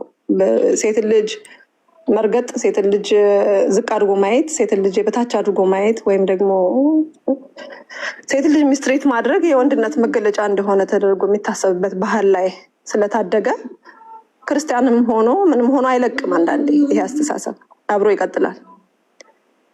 ለምን? ከልጅነት አብሮ ያደገ ነገር በጣም ከባድ ነው። አንዳንዴ በጣም ኮንሽስሊ የእግዚአብሔርን ቃል አጥንተን ከላያችን ላይ ይሄን ነገር አንሳልኝ፣ በባህል ምክንያት እህቶች ላይ ያለኝን ጠማማ ነገር ሳላቀው እንኳን በውስጤ ላይ ያለ ነገር ይሄን ነገር ከዚህ ፈውሰኝ፣ አውጣኝ፣ ይሄ ካበሻነት ባህሪ ሴትን ልጅ ከሚጨቁን ከሚበድል ከማይረዳ ማንነቴ አድነኝ ብለን ካልጸለይን በስተቀር በጣም ከባድ ነገር ነው። አንዳንዴ ውጭ ሀገር ያሉ ሰዎች የውጭ ሀገር ሰዎች ጋራ ብዙ ኤክስፖዠር ያላቸው ብዙ ቅርርብ ያላቸው እንደዚህ ይማራሉ፣ ከሌላው ሀገር ይማሩና ይቀየራሉ። በጣም የተለየ ክብር አላቸው ለሴት ልጅ። ግን በአብዛኛው ወንድሞቻችን ግን በጣም በትዳር ውስጥም ትልቁ ፈተና የሆነው ነገር አሁን በእኛ ሀገር ይሄ ነው። ስለ ሴት ልጅ በቂ እውቀት የለም። ስለ ሴት ልጅ ስሜት ፔሬዷ ላይ ሆና ዳውን ስትሆን ዳውን ሆና ስጠብቀው ባልየው ምንድን ነው ፊትሽን እንደ ክምር እንደፈጀ ኮፍሰሽ የምትጠብቂኝ ይላታል። ለምን? ስለ ሴት ልጅ ሆርሞን ሳያውቅ ነው ያገባት። በፔሬድ ሰዓት ምን እንደምትሆን አላወቀም፣ አላነበበም፣ አልተነገረውም፣ አልሰለጠነም። ትንሽ ነገር ተናግሯት ካለቀሰች ወይ ምናምን በቃ አማራሪ ናት የኔ ሚስት፣ ታንክፉል አይደለችም፣ አመስገኛ አይደለችም ብሎ ይበሳጫል። እና በቃ አስረዘምኩት። እንግዲህ አጠቃላይ ፖይንቱ ምንድን ነው? እባካችሁን ሴት ልጅ ላይ መጨከን ይብቃ። ይሄን ለዚህም ነው የገባሁት። እውነት ለመናገር ነብይት ሴት ልጅ ስለሆንሽ ምን ያህል ነገሮቹ፣ ቃላቶቹ፣ ሁኔታው ምን ያህል ሊሰብርሽና ሊጎዳሽ እንደሚችል ስለማቅ ያንን ደግሞ ማየት ስለማልፈልግ ስለምወድሽ አገልግሎትሽ እንዲቀጥል ስለምፈልግ ቀና ብለሽ እንድትሄጂ ስለምፈልግ አንገት እንድትደፊ አልፈልግም። እንድታዝኝ አልፈልግም። እንድትሰበሪ አልፈልግም። ወደኋላ እንድታፈገፍጊ አልፈልግም። ወደፊት እንድትቀጥይ ነው የምፈልገው። ከዚህ በላይ ደግሞ እግዚአብሔር አገልግሎትሽን ባርኮ ለብዙዎች እንድትተርፊ፣ ለብዙዎች ለነፍሳት መዳን ምክንያት እንድትሆኚ፣ የታምራቱም አገልግሎት እንዲቀጥል፣ እግዚአብሔር ባንቺ የጀመረው ስራ እንዲጠናቀቅ ስለምፈልግ ለአበረታታሽ ነው የገባሁት። በጣም አመሰግናለሁ ሶፊዬ፣ በጣም ደስ ብሎኛል። ኢየሱስ ክርስቶስ ጌታ ነው። ያው እንግዲህ የሴት ልጆች ጥቃት ይቁም ነው እኔ የምምለው።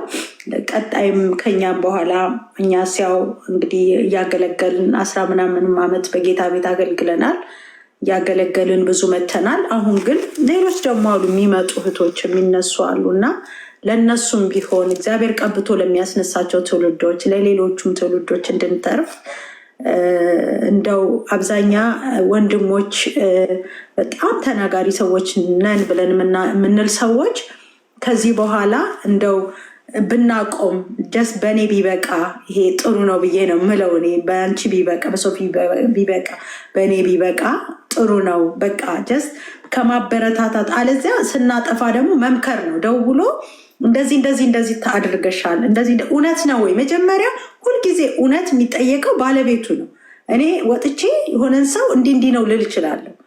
እውነቱ ግን ያለው ሁልጊዜ ማጋ ነው፣ ባለቤቱ ጋር ነው። እውነት ያለው ሁልጊዜ ባለቤት ጋር ነው እና መጠየቅ፣ ባለቤቱን መጠየቅ፣ እውነት ነው ወይ ውሸት ነው ወይ ብሎ መጠየቅ ትልቅ ነገር ነው። ገባሽ? ስለማናቀው ስለማያውቁትም እኔም ስለማላቀው ነገር ግን ቁጭ ብሎ ሰዎች የሚያወሩ ከሆነ በጣም አስቸጋሪ ነው፣ በጣም ማለት ነው። እና አንዳንድ ጊዜ እንዲደክመን አለማድረግ አለባቸው። በቃ ይሄ ምንድነው? ኢትዮጵያን ደግሞ ሁላችን ሁሉም ሰው እንዲሳይ ስድብ ብቻ ነው የማየው። እና ለምንድን ነው የምንሳደበው? ሁላችንም ምን አለ አብዛኛው ፕሮቴስታንት እምነት ያለን ሰዎች እኔ ሌላው ይሻላል እያልኩኝ ነው። ስድብ ብቻ ስድብ ብቻ ስድብ ብቻ።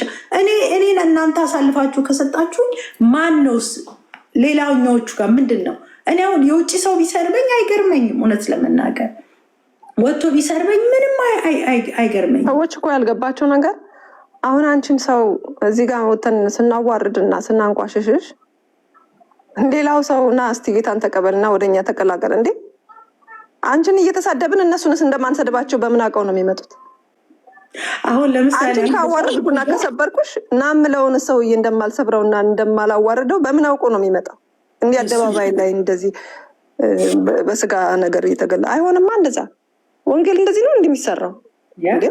እኛ እኮ በጣም እኮ እኛ እንዴ እኔ እኮ በጣም ብዙ ፍቅር አይቼ ነው እኮ እኔ ወደ ቸርች ሄድኩት እኮ ፍቅራቸውን የማረከኝ እውነት ለመናገር እንደዛ ነው የማስታውሰው። አሁን ያኔ ፓስተር ሚኪ ጋር ሲሄድ ማለት ነው በጣም የነበረው ፍቅር ልነግርሽ አልችልም። በቃ የማየው ፍቅር፣ ለእኔ የሚያሳዩን ፍቅር፣ እርስ በርሳቸው ያላቸው ፍቅር፣ አንዱን እንዴት እንደሚወድ እንዴት እንደሚከባበር በቃ ያላቸው መሰጠት ሳይ ያ ነገር ማርኮኝ ነው እኮ ሄድኩት እነሱ ጋር።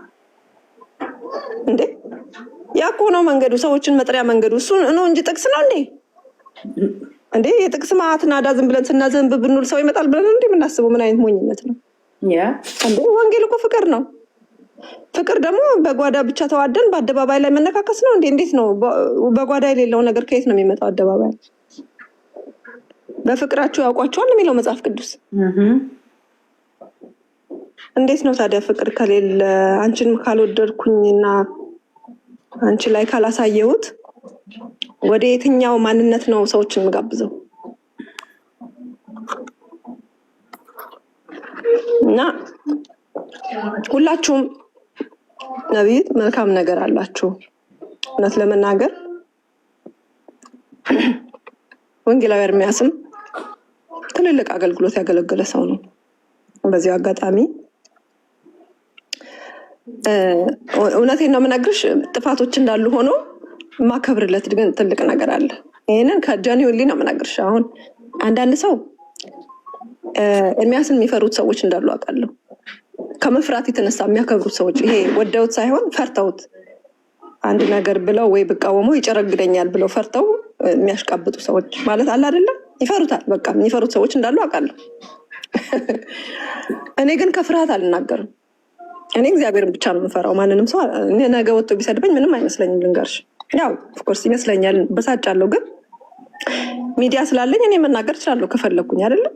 ምንም ብርቅ አይደለም። አሁን መናገር እኮ ሁሉም ሰው ባለ ሚዲያ ነው ወጥቶ መናገር ነው። ያው እኔም በሚዲያ የመጣው እኮ ምንም አሁን መናገር ሁሉም ሰው ይችላል። ግን እሱ ነው ወይ ወንጌል ነው? እና እኔ አሁን እሱን አከብረዋለሁ ስል ከዛ ከፍርሃት የተነሳ አይደለም። ነገ እንዲህ ባልል እሱ ነገ እኔን ይመታኛል ብዬ አይደለም።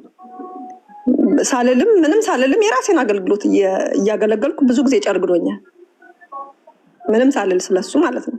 በጣም በምወደው ሰዓት ሴክሬትሊ በቃ የእሱን አገልግሎት እየተከታተልኩኝ በጣም ዋው እያልኩ በጣም በማደንቀው ሰዓት ሳላስበው ስልኬ ላይ ከች ብሎ ይቼ ሶፊያ ምናምን ሲል አይቼዋለሁ። እና ጀኒውንሊ ነው ማከብርለት አገልግሎቱን ማለት ነው። አገልግሎቱን የምልሽ ይሄ ከልክ ያለፈ አንዳንዶች እዚህ ጋር ወንድሜ ስለሆነ እሱን ማሳጣት ደግሞ አልፈልግም። ገባሽ? ማሳጣት ልክ አይደለም እያለን እኔ እዚሁ ጋር እሱን ደግሞ እንዲህ ደግሞ ያለው ነገር ልክ አይደለም ካልኩ ልክ አይደለም ያልኩትን ነገር አረኩት ማለት ነው። ስለዚህ እሱን ማድረግ አልፈልግም። ማከብርለት ነገር አለ ስል ሁሉን ነገር ትክክል ነው ማለት እንዳልሆነም ይታወቅልኝ። እንደ ሰው ይሳሳታል፣ እሱም ይናገራል፣ አድሜት ያደርጋል እኮ እሳሳታለሁ፣ ፐርፌክት አይደለሁም ይላል። ፐርፌክት አይደለም፣ በጣም ይሳሳታል አንዳንዴ። ግን ደግሞ በጣም ደግሞ ማከብርለት ነገር ደግሞ አለ። ያ ደግሞ ምንድን ነው? አስተምሮውን በተመለከተ አስተምሮት መጽሐፍ ቅዱሳዊ ያልሆኑ አስተምሮቶችን የሚሞግትበትን ነገርና እውነትም ለመናገር ለውጥም አምጥቷል ብዬ አምናለሁ። እኔ አምናለሁ። አሁን አንቺ አለማመን መብትሽ ነው፣ ያንን አለመቀበል። እኔ ግን አምናለሁ። ሰዎች እየተቃወሙትም ቢሆን ምንም እኔ ወንጌል ሲሳደብ ነው የማውቀው። እኔ ሲሳደብ እኔ ከዚህ በኋላም ቲክቶክም ስለማልገባ ብዙም አይገርመኝም። ግን አንደኛ ሲሳደብ የማውቀው ሲሳደብ በምድር ላይ ሲያንቋሽሽ የሰው እምነት ሲሳደብ፣ ሰው ሲሳደብ፣ ጴንጤ ሲሳደብ፣ አገልጋይ ሲሳደብ ብር ከሰጡት አይሳደብም። የፈለገ እንደውም ነዩ ጩፋ ምናምን ካል የሆነ ሰው ረረረ ምናምን ይላሉ ማለት ነው። እሱ ሌላው ሰው የሚነካቸውን አይነካም። እርግጠኛ ነሽ? አሁን ይህን ያልሽው ማስረጃ አለሽ? እርግጠኛ ነኝ፣ በደንብ እርግጠኛ ስለሆንኩ ገና እሱን ገና እሱ ስለ እኔ 100 ጊዜ ገና ቁጭ ብሎ ያወራ፣ እኔም እሱንም ዝም አልተወው። እንደሱ ክርስትና ያበላሸ በኢትዮጵያን ክርስትና ያበላሸ እንደ ኤርሚያስ የለም። ሄዱና ቸርቿ እንዳትሄዱ፣ ከሌ ጋር እንዳትሄዱ፣ እንደዚህ ኦርቶዶክስ ያረከሰ ካቶሊክ እያንዳንዱ እምነት ምንም ያልሰራ በዚህ ምድር ላይ ማን ነው ብትጠይቂኝ ኤርሚያስ ነው። በቃ ምንም አንድም ሰው አላዳን። ዮናስን እኮ መለሰው እኮ ዮናስን እንኳን እኮ ያስተወው ጌታን እርግፍ ዮኒ ይናገራል። ነገም ከሱ ጋር ወጥቼ ላወራ ይችላል። የዮኒን እንኳን ጌታን በቃይ ወይ እነሱ ቤት ገብቼ በቃይ እያለ እኮ የወጣው እኮ በኤርሚያስ እኮ ኤርሚያስ ነንን ያደረገው። ለኤርሚያስ ማስረጃ አይጠየቅም። ኤርሚያስ ሁል ጊዜ ወጥቶ ነቢት ብርቱካን ፎጣ ትሸጣለች፣ ነቢት ብርቱካን ፍሩት ትሸጣለች፣ ነቢት ብርቱካን ምናምን ከሚል ወንጌል እስቲ ሰብኮ እሱ አንድ ሰው ያምጣ፣ በቃ አንድ ሰው ያምጣ። ስለዚህ እኔ አሁን ከዚህ በኋላ ባገለግል ለምኑን አሁን እሱ ወጥቶ ቸርች ባይኖር ብተውስ እኔ መኖር ከጌታ ጋር ማን ይከለክለኛል? ኖር ከጌታ ጋር ማን ይከለክለኛል? ኖር ከጌታ ጋር ማን ይከለክለኛል?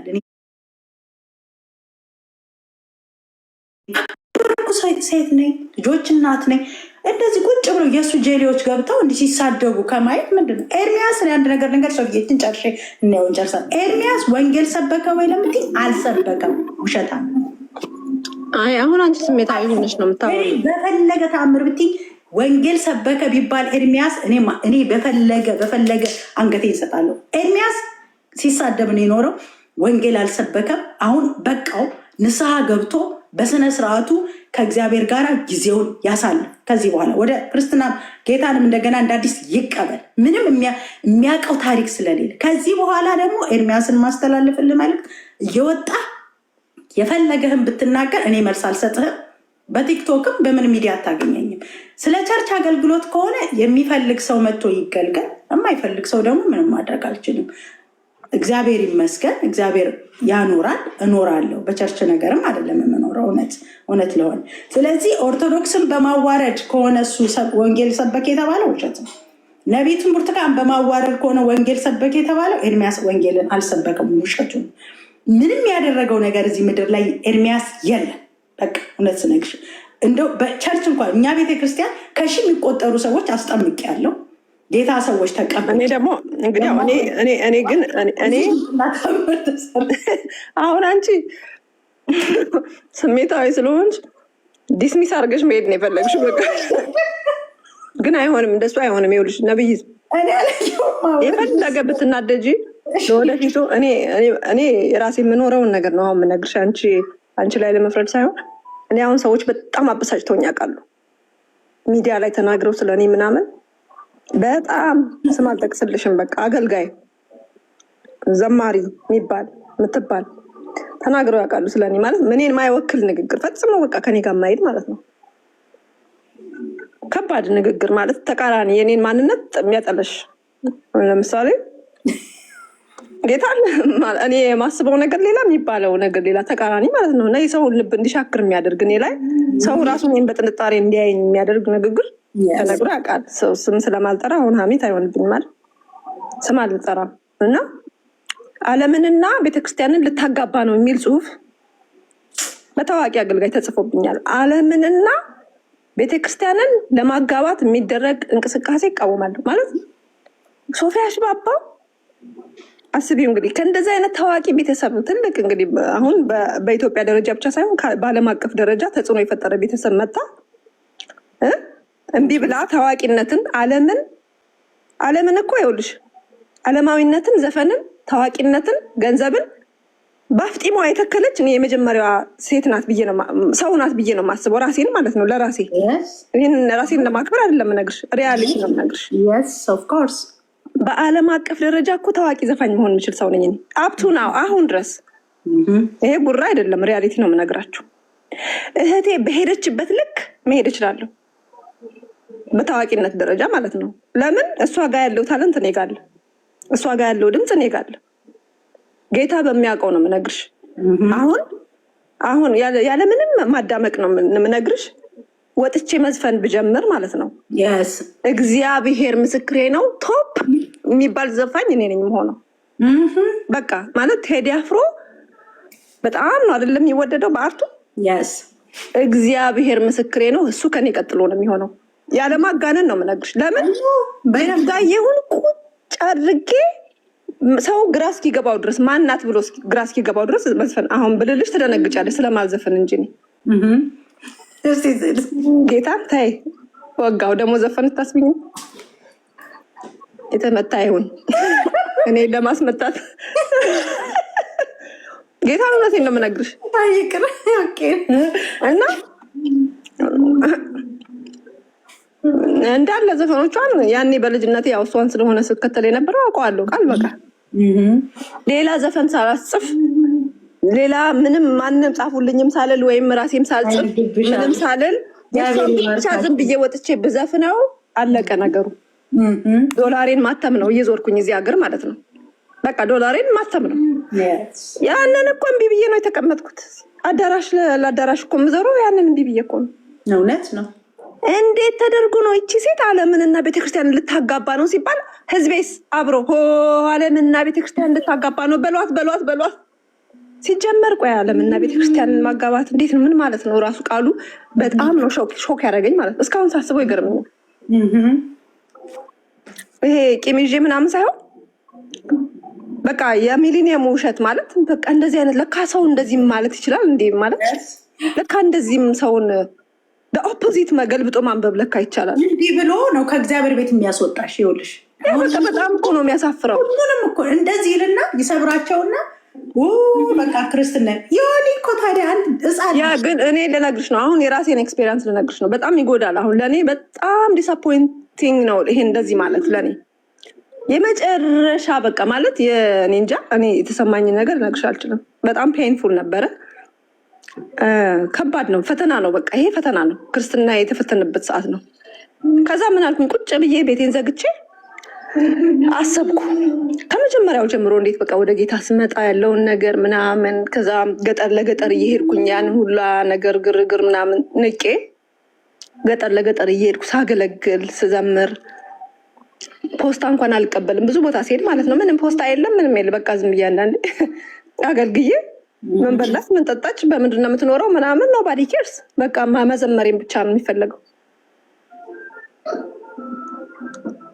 እና ከዛ እንደዛ አገልግለሽ ደግሞ እንትን ብለሽ ደግሞ ከዛ ደግሞ መሰደብ፣ ከዛ ደግሞ መዋረድ፣ ከዛ ደግሞ መረገጥ፣ ከዛ ደግሞ እንደዚህ። ግን ሁሉም ሰው አይደለም። እጅግ በጣም ብዙ ደግሞ የሚያከብረን ዋጋ የማያሳጣን ደግሞ ህዝብ እንዳለ የሚወደን ደግሞ እንዳለ እናውቃለን። ሞኞች አይደለንም። አንድ ሰው ወጥቶ ተናገረ ማለት እንዳለ ህዝበ ክርስቲያን ተናግሯል ማለት አይደለም። በወቅቱ ግን ያ ነገር በጣም ጎድቶኝ ቁጭ ብዬ ማሰላሰል ጀመርኩና ይሄ እቺ ፈተና ናት አልኩኝ። በቃ አሁን ፈተና ነው ይሄ፣ ስለዚህ አልወድቅም፣ ይሄን ፈተና ማለፍ አለብኝ አልኩ። እግዚአብሔር ቃል ነው ሁልጊዜ ነው። በቃ ለእኔ እንትኔ እንደዚህ አይነት ነገር ሲያጋጥመኝ ክፉን በበጎ አሸንፉት እንጂ በክፉ አትሸነፉ ነው የሚለው መጽሐፍ ቅዱስ። በበጎ አሸንፉት ነው የሚለው። ከዛ ምን አደረኩኝ? በጣም አሪፍ ነገር ስለዛ ሰው ፖስት አደረኩ ገልብጬ ማለት ነው። አመስግኝ ጥሩ ነገር። እኔ አልተጎዳሁም ማለት ነው እንዴ? ተጎድቻለሁ፣ ተሰብሬያለሁ እኮ። ከዛ ያንን ሳረግ ደግሞ እንደገና እኔ ለማሳጣት ነው እንደዛ ያደረገችው ተባለ ማለት ነው። እንደዛ ተባለ ደግሞ መሳደብ ነበረብኝ፣ እኩል ለእኩል መውጣት ነበረብኝ እና ለማሳጣት ነው አይነት ነገር ማለት ነው። እና ፌክ እንደሆነ ለማሳጣት እንደሆነ ጀኒው እንዳልሆነ አይነት ነገር። ኦኬ ዞሮ ዞሮ ወጥቼ ብዙ ነገር ማለት እችል ነበረ። እንደዚህ ነው እንደዚህ ነው እንደዚህ ነው እንደዚህ ነው ማለት ብዙ ነገር መተንተን ማለት እችል ነበረ። ግን ለምን እወርዳለሁ? ሰው ሲወርድ አብረሽ መውረድ የለብሽም።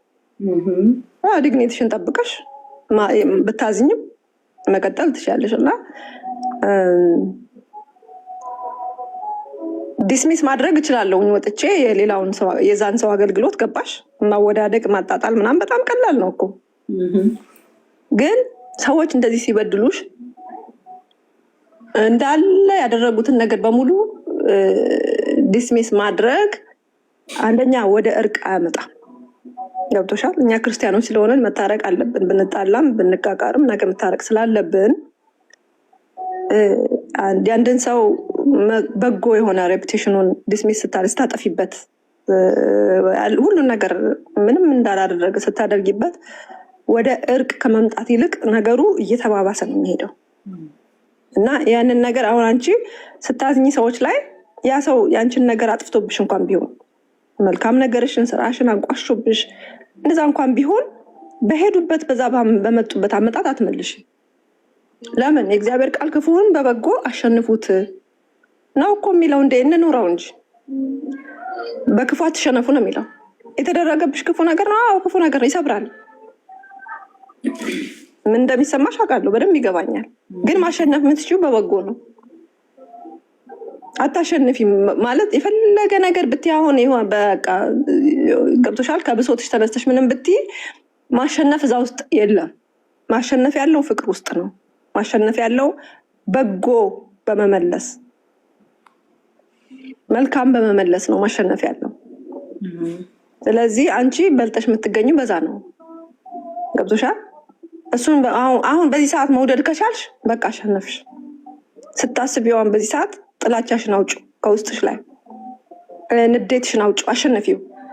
ከተማን ከሚገዛ ራሱን የሚገዛ ይበልጣል ይላል መጽሐፍ ቅዱስ። ሌላው ሰው ራሱን ስላልገዛ እና በአንቺ ጉዳይ ስለሳተ አብረሽ አትሳቸንች። ያንን ስሜትሽን ግዢ፣ ተቆጣጣሪው። በቃ ያውን ነገር ለመናገር ብዬ ነው። ያው ኤርሚያስ ወንጌል ይሰብካል ላልተባለው ነገር ወንጌል አይሰብክም ብዬ ነው። ምክንያቱም እሱ የሚሰብከው ክርስቶስ ኢየሱስ ያድናል ብሎ ሲሰብክ ሰምተን አናቅም። ስለ ኢየሱስ አዳኝነት ሲናገር እኔ ሰምቼ አላቅም። ማየው ስለ ገድል ነው። ከገድል ቀጥሎ ደግሞ ስለ ነቢያት ብርቱካን ነው። በቃ ሌላ ስብከት የለውም። እሱና አብሮ ግብረ አበሮቹ ማለት ነው። ስለዚህ አንዳንድ ጊዜ ደግሞ እውነትን በፍቅር ተነጋገሩ ነው የሚለው መጽሐፍ ቅዱስ። ማንም ማሸማቀቅ ነው። ዮኒ ማኛ እኮ ተመለሰ፣ ወደ ኦርቶዶክስ ተመለሰ። ዮኒ ማኛ ወንጌል ባናቱ ይተከል አለ፣ እንደዚህ አለ ተብሎ መጥቶ እኔን ማዋረድ እና እሷ ቸርች እንዳትሄዱ እና እንደዚህ እንዳትሆኑ እንዲህ እንዳይፈጠር ብሎ ማወጅ አይጠበቅበትም ከሰውየው ማለት ነው። እና እኛ ትላልቅ ሰዎች እግዚአብሔርን የምናውቅ በዚህ ላይ ልጆች የወለደ ትክክል አይደለም። ይሄ ትክክል አይደለም። የተከበርን ሰዎች ነን አይደል? እንዲህ ዝም ብለን እኮ ሰዎች አይደለም። እኛ ሴት ስለሆን ማንም መጥቶ እንዲናገረን ወይ እንዲያንቋሽሸን አይደለም። በእውነት ለመናገር ከሆነ እና አሁን አንቺን እንኳን አስቢ፣ ይሄንን እስከሚያሳስቡሽ ድረስ እንዴ እኮ እህቴ ያ እንዴ ወደ ዓለም እንድትሄጅ እንችን ሀሳብ እንኳን ወደ አንቺ ልብ እንዲመጣ ለማድረግ እኮ የታሰበበት የተሄደበት እኮ የወንድሞችሽ እና የእህቶችሽ ግፊት እኮ ማለት በስፒሪቹዋል በኛ በፕሮቴስታንቱ ዓለም ያለ ነው ቤተሰቦች እኮ ነን እንደዛ እየገፋፋን ያለ ነው ማለት እኮ ነው። ይሄ እኮ ነው እኛ ጋር ያለው ችግሩ። ይሄንን ደግሞ ማን ነው የሚያደርገው? የዚህ ከንቲባ ማን ነው? የዚህ ፕራይም ሚኒስትር ማን ነው ብትይ ኤርሚያስ ነው። በቃ አንደኛ ኤርሚያስ ነው። ምክንያቱም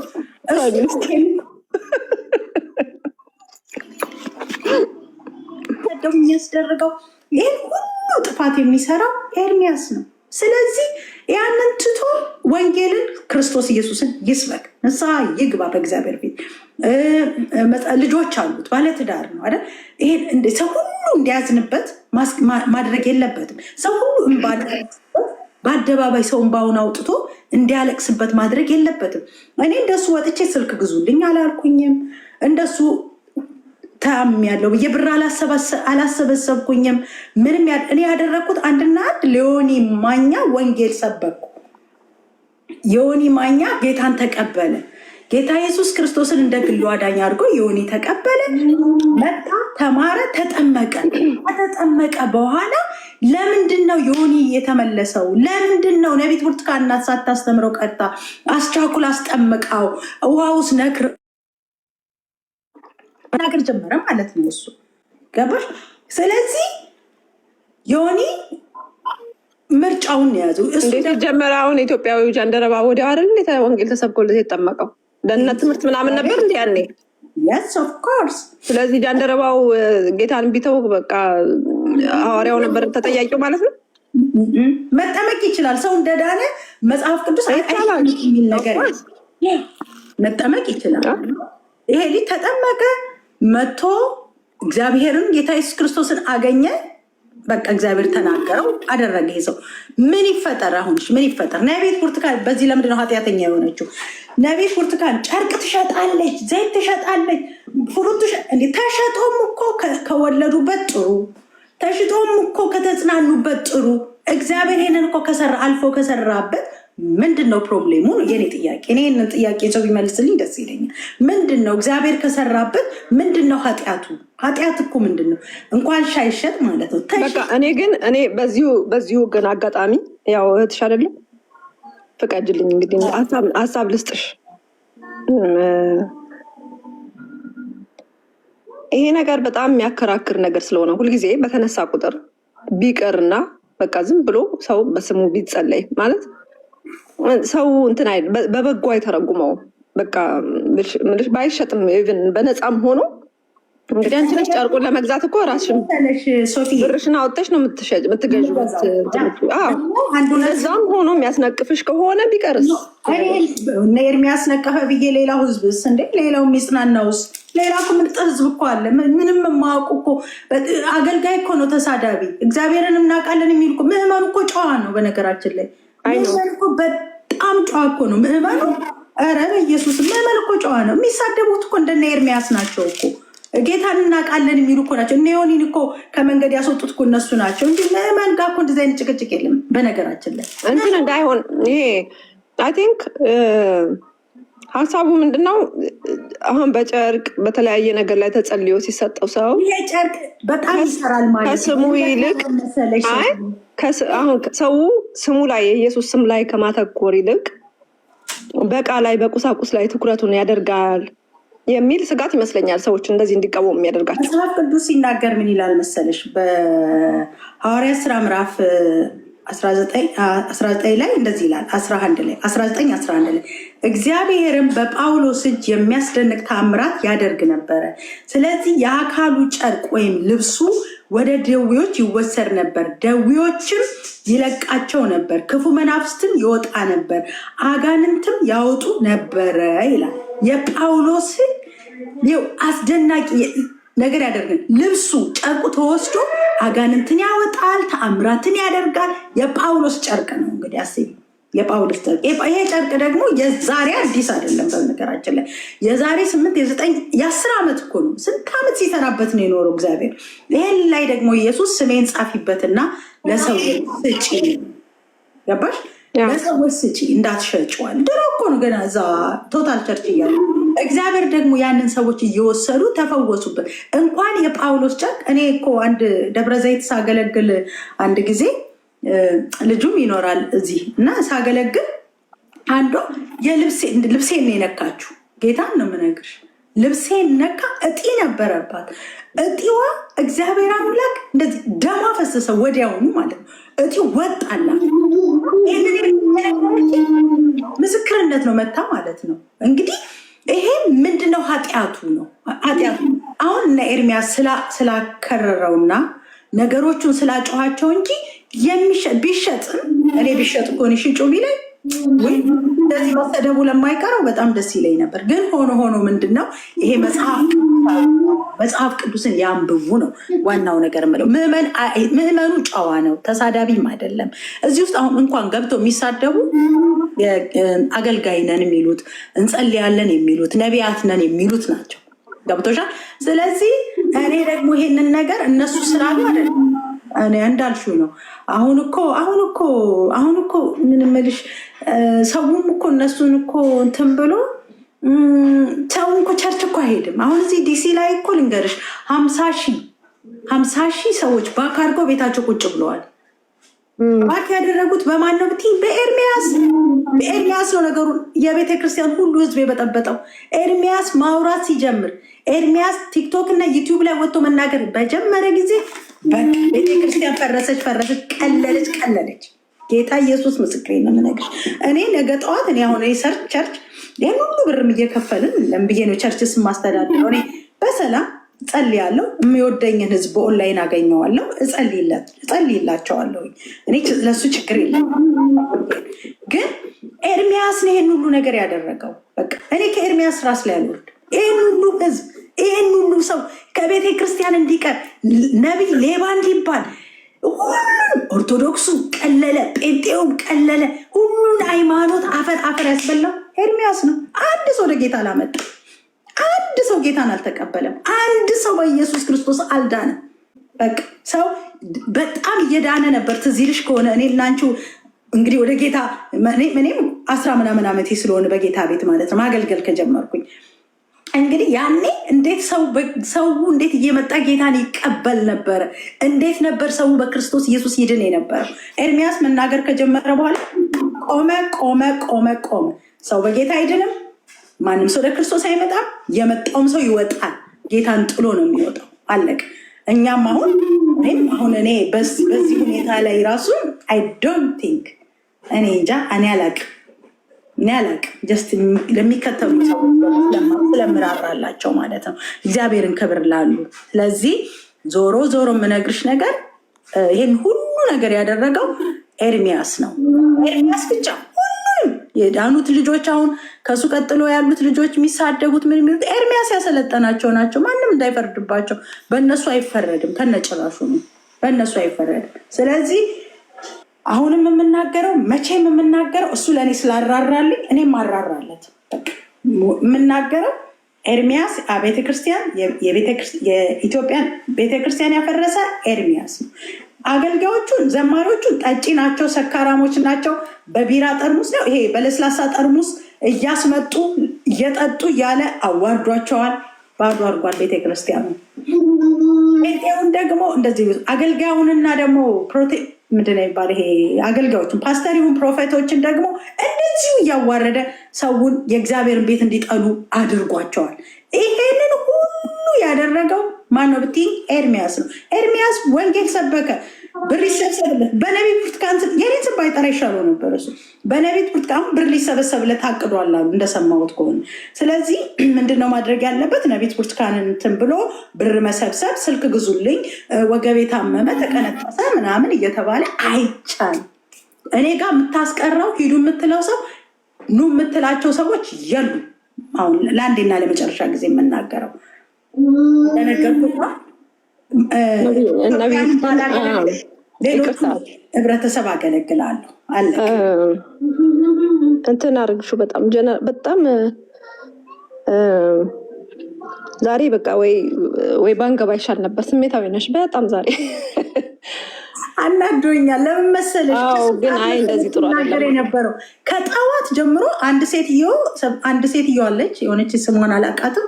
አንድ ሴትዮ አለች፣ እሷ እናት መጀመሪያ ጀማሪዋ። ከዛ በኋላ እሷ ቁጭ ብላ እንድትናገር አስደረገ። ባህሩ ደወለልኝ፣ እየሰደቡሽ ነው አለኝ። ከዛ በኋላ እኔ ማየት አልፈልግም አልኩት። እንደውም ጸለይንላቸው፣ አብረን ጸለየ። ጌታው ይቅር በላቸው ብለን እኔ ቸርች ነበር ተንበርክኬ ጸለይኩ። ጌታ ኢየሱስ በሚያውቀው ጸለይኩ።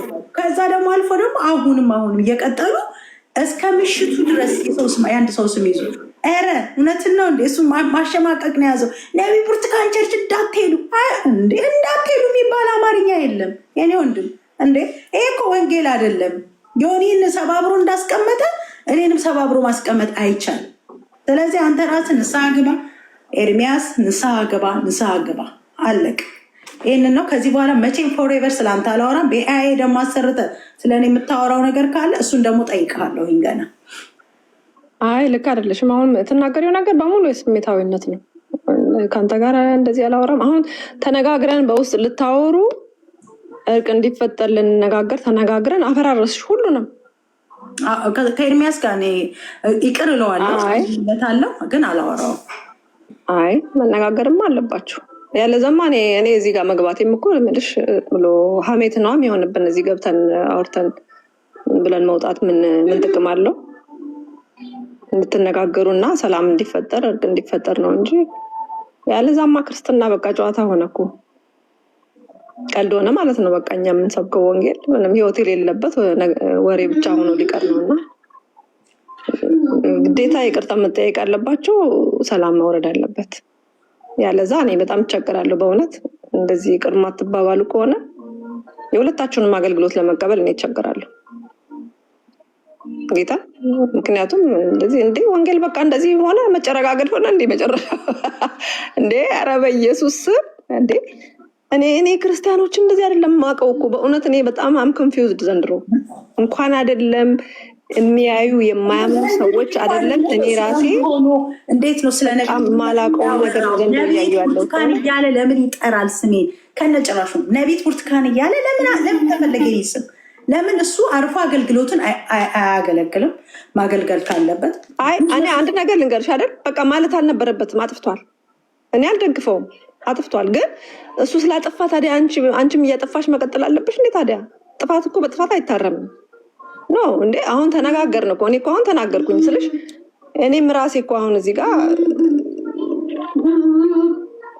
ገብቼ እዚህ ጋር እኮ የተናገርኩት ልክ ስላልሆነ ነው አይደለም? በቃ በአደባባይ ከሚናገር ይልቅ በውስጥ ደውሎ ቢነግርሽ ቢመክርሽ በውስጥ ወንድምሽ ነው እዛ ቢያደርግ አልኩኝ። እና አጠቃላይ አላስቀብለውስ ኖሮ ቢቀርብኝስ? እንደ ሁሉ እኮ ስድብ አይመጣም። አላጠፋሽም። ወንጌል መናገርሽ ለዮኒ ጌታን እንዲቀበል ማድረግሽ መንፈሳዊ ነገር ሼር ማድረግሽ በቃ የተላክሽበት ነው። የተላክሽውን ፈጽመሻል። በዚህ ማንንም ይቅርታ ልጠይቅ አይገባም። ምንም አላጠፋሽም። ለዚህ ነው እኔ ወጥቼ አሁን የምናገረው ስላላጠፋሽ ነው። ማንም ምንም ቢል ጉዳይ አይደለም። ነገ ደንፍቶ አንድ ሰው የሆነ ነገር ቢል ምንም ጉዳይ አይደለም። ጎሄድ ነው ብልሽ ቀጥይ። ያንን የምታደርጊውን ነገር ለዮኒ ማኛ ብቻ አይደለም የምታውቂያቸው ሰዎች ለምትችይው ሁሉ ሰው ስፕሬድ አድርጊ። የተላክሽው ለዚህ ነው። እዚህ ምድር ላይ ያለሽው ለዚህ ነው። እውነት ነው። ምንም አላጠፋሽም። ዩ ዲድ ግሬት። በቃ እንዴ ማገልገልሽ ልክ ነበርሽ። ዮኒ ማኛ በፈለገው መንገድ ወስዶ ተቀብሎ ያንን ቃል መኖር ከፈለገ መጣል፣ ከፈለገ ማክበር፣ ከፈለገ ማዋረድ መብቱ ነው። እሱ የራሱ ውሳኔ ነው። እና እኔ ደግሞ ያው አሁን ብዙ ሰው ዮኒ ማኛ እንደዚህ አለ፣ ዮኒ ማኛ እንደዚህ እንትን አለ ምናምን አለ። ትኩረቱ እሱ ላይ ነው። እኛ ራሳችን ምንድን ነው ስንባባል የነበር እዛ ላይ ብናተኩር ስለጊዜው ከየት ይሆን ይህን ነገር የወሰደው? ጴንጤን ማዋረድ ከጴንጤ አይደል እንዲህ ሰው እየተማረ ያለ? አገልጋይን ማዋረድ፣ የፕሮቴስታንት አገልጋይን መንቀፍና ማዋረድ ከራሱ ከፕሮቴስታንት አይደለም እንዴ? ከአገልጋይ ነው ከሚባለው አይደል እየተማረ ያለው? ከማን ነው? እውነት ነው እንዴ? ራሳችን ያላከበርነውን ቤት ሌላ ሰው መጥቶ እንዲያከብርልን ነው እንደምንፈልገው? በምን አይነት ቁጣና በምን አይነት እንትን እየወጣን እርስ በርሳችን እንደምንነጋገር ምን ትዝታ ነው እንዴ? ሁሌ የሚደረግ ነገር አይደል እንዴ? ታዲያ ምን ያርግ ዮኒ? እሱ ራሱ ብሎኛል። ከእነሱ ነው የተማርኩት ያለኝ ጌታ እኔ ስናው እንደሚገርማቸው አለኝ። እሱ ራሱ እኔንም ያለኝ እንደሱ ነው። እሱ ከራሳቸው የተማርኩት ያለኝ እኔ እና ምን ታዲያ እንደ ራስም ይታያል እኮ ሁሌ ሰው ነው እንደሚታየው። እኛም ራሳችንን ምን እንጂ እንዴት ነው ነገሩ እንዴ? መጀመሪያ ራሳችንን እስቲ እንደ እግዚአብሔር ሊያስተምረን የፈለገው ነገርስ ቢኖር ምናልባት እግዚአብሔር ያልከበረበት ደስ ያለው ነገር አለ። በቃ ትክክለኛ ያልሆነ ለወንጌል የማይመጥን አካሄድ አለ። በቃ የዚህ ሚዲያ ላይ በጣም የእግዚአብሔርን ነገር እያቀደለ ያለ ነገር አለ። በጣም እንዴ ኧረ እናስበው ይሄን ነገር፣ ኧረ እናስተውል። ስንት ሰው ከሳተ በኋላ ነው የሚገባን ይሄ ነገር። ምን ነው እንደዚህ ጨነቀን? መዋደድ መከባበር እንደዚህ ምጥ ሆነብን? ምን ነው የክርስቶስን መንፈስ የተካፈለ እግዚአብሔርን ቃል ያነበበ እንዴት ነው ሰውን ማክበር ወንድሞቹ እውነቶቹን ማክበር፣ መራራት፣ መደገፍ፣ በደልን መሸፈን እንዴት ነው እንደዚህ በጣም አስቸጋሪ የሆነው ነገር?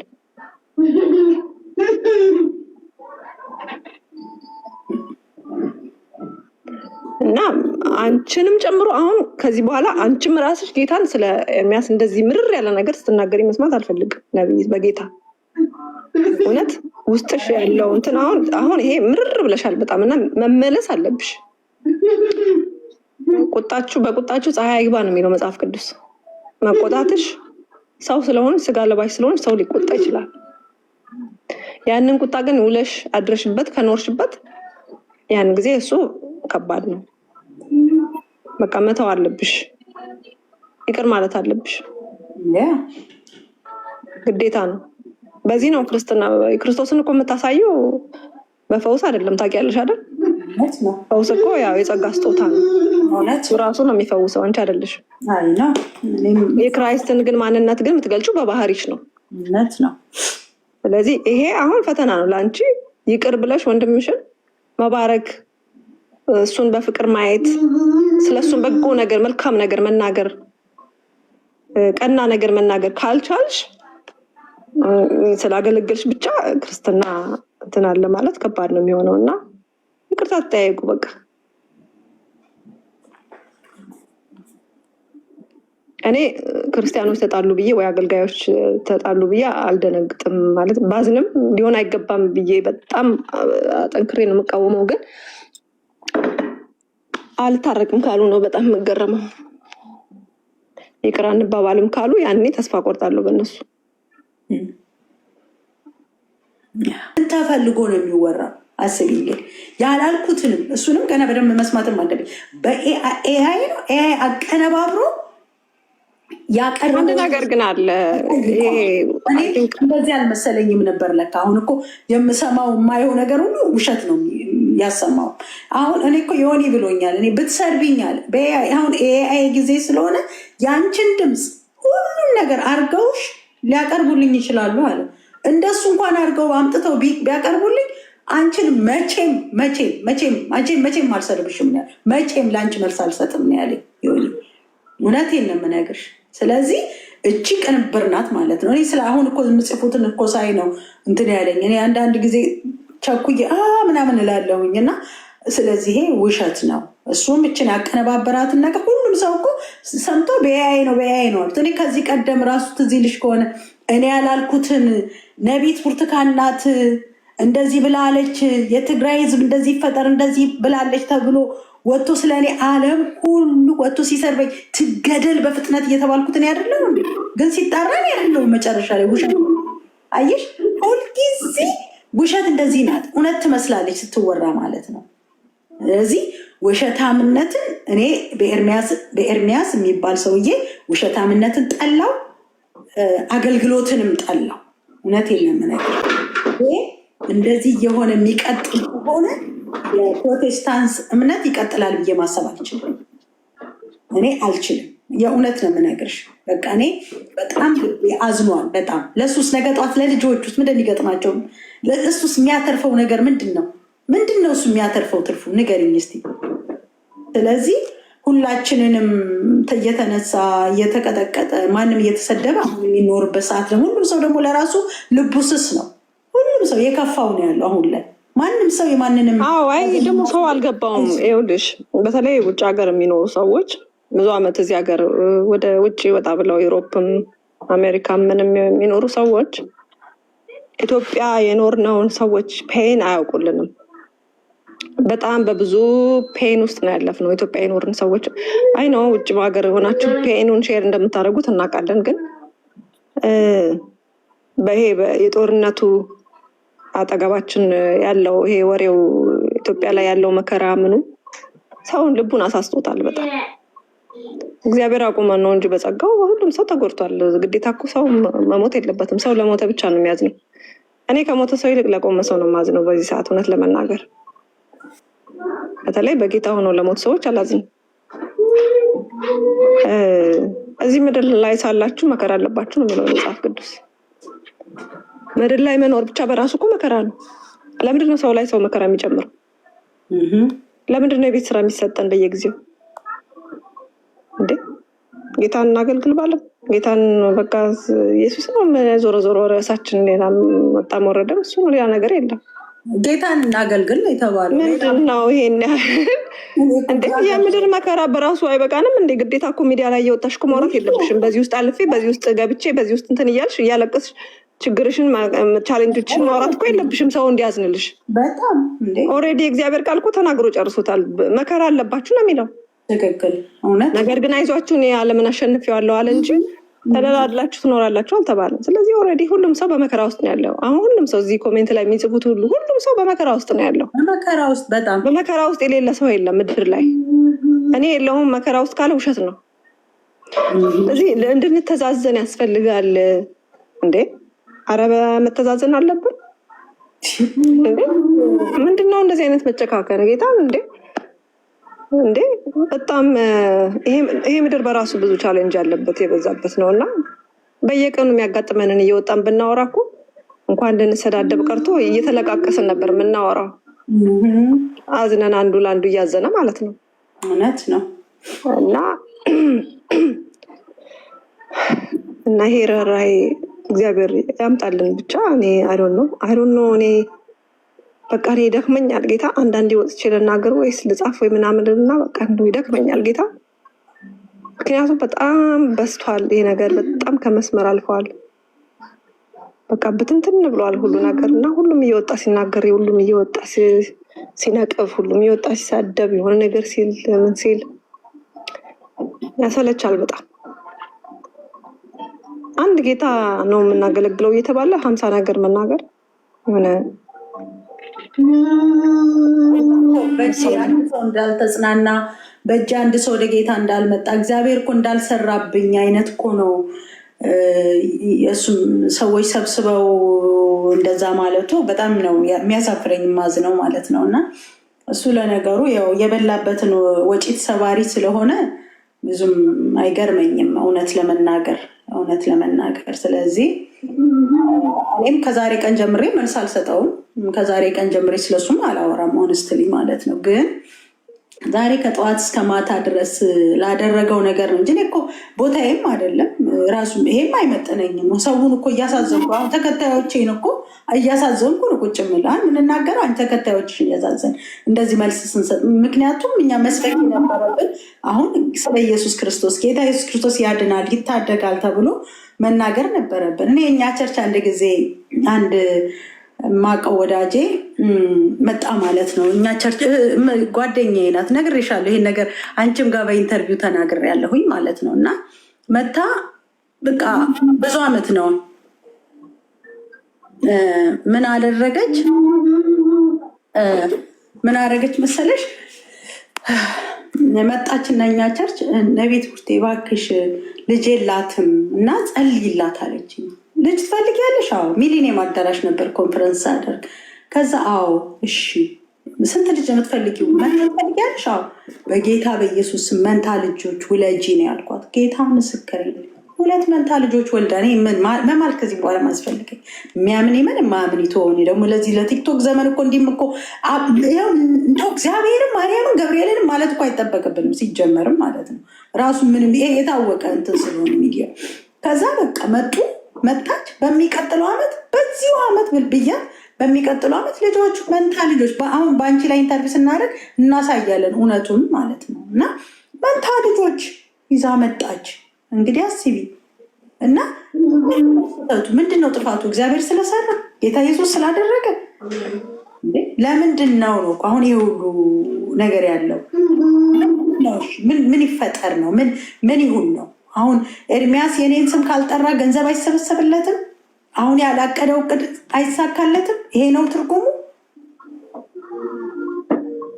ስለዚህ ይሄንን ነገር ማቆም ነው። አንዲት እህት ስትናገር የሰማሁት ነቢይት ብርቱካን እና ሶፊያ እንደዚህ ዮኒ ማኛን በቃ እንደዚህ ሰው ወዳጅ ነው እንደዚህ ነው ምናምን ይላሉ ብላ እኛን ስትወቅስ አይቻታለሁ። እና ያው እንግዲህ አሁን እሱ እንደዚህ ፕሮቴስታንቱን መናገር ከመጀመሩ በፊት ነው እኛ የተናገርነው፣ ያንን ኢንተርቪው ያደረግነው። የተናገርነውም ነገር እውነት ነው። የስ ስለ ወዳጅነቱ እኔ አሁንም ቢሆን እውነተኛ ወዳጅ ነው ለእኔ። እንግዲህ እንደዛ ነው። ዮኒ ከሁሉም በላይ የሚበልጥ ልጅ ነው። ዮኒ እንትን አይደለም ማለት እዛ ጋር የተናገርኩትን ነገር አሁን አይጸጽተኝም እውነት ለመናገር እና ደግሞ እንግዲህ ወጣችሁ ወይ ተናገሩት እና ተጣሉት ወይ ምናምን ከሆነ ደግሞ እኔ ያነበብኩት የእግዚአብሔር ቃል እንደሱ አይፈቅድልኝም። የተሰበኩት የምሰብከውም ወንጌል እንደሱ አይፈቅድልኝም። ዮኒ እንድገፋው፣ ዮኒን እንድጠላው፣ ዮኒን እንዳንቋሸሸው አይፈቅድልኝም ወንጌል።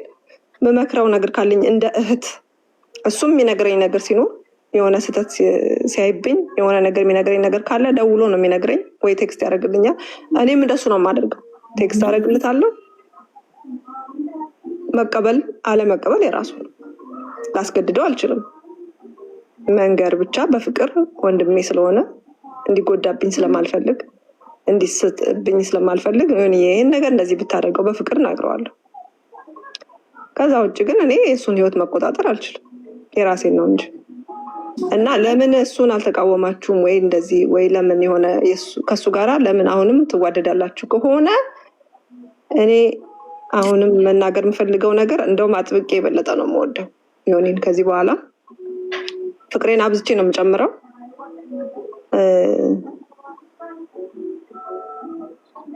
ምንም እሱን እንድጠላ ወይም እሱን እንድረግም የሆነ ነገር የሚፈቅድልኝ የእግዚአብሔር ቃል ክፍል የለም።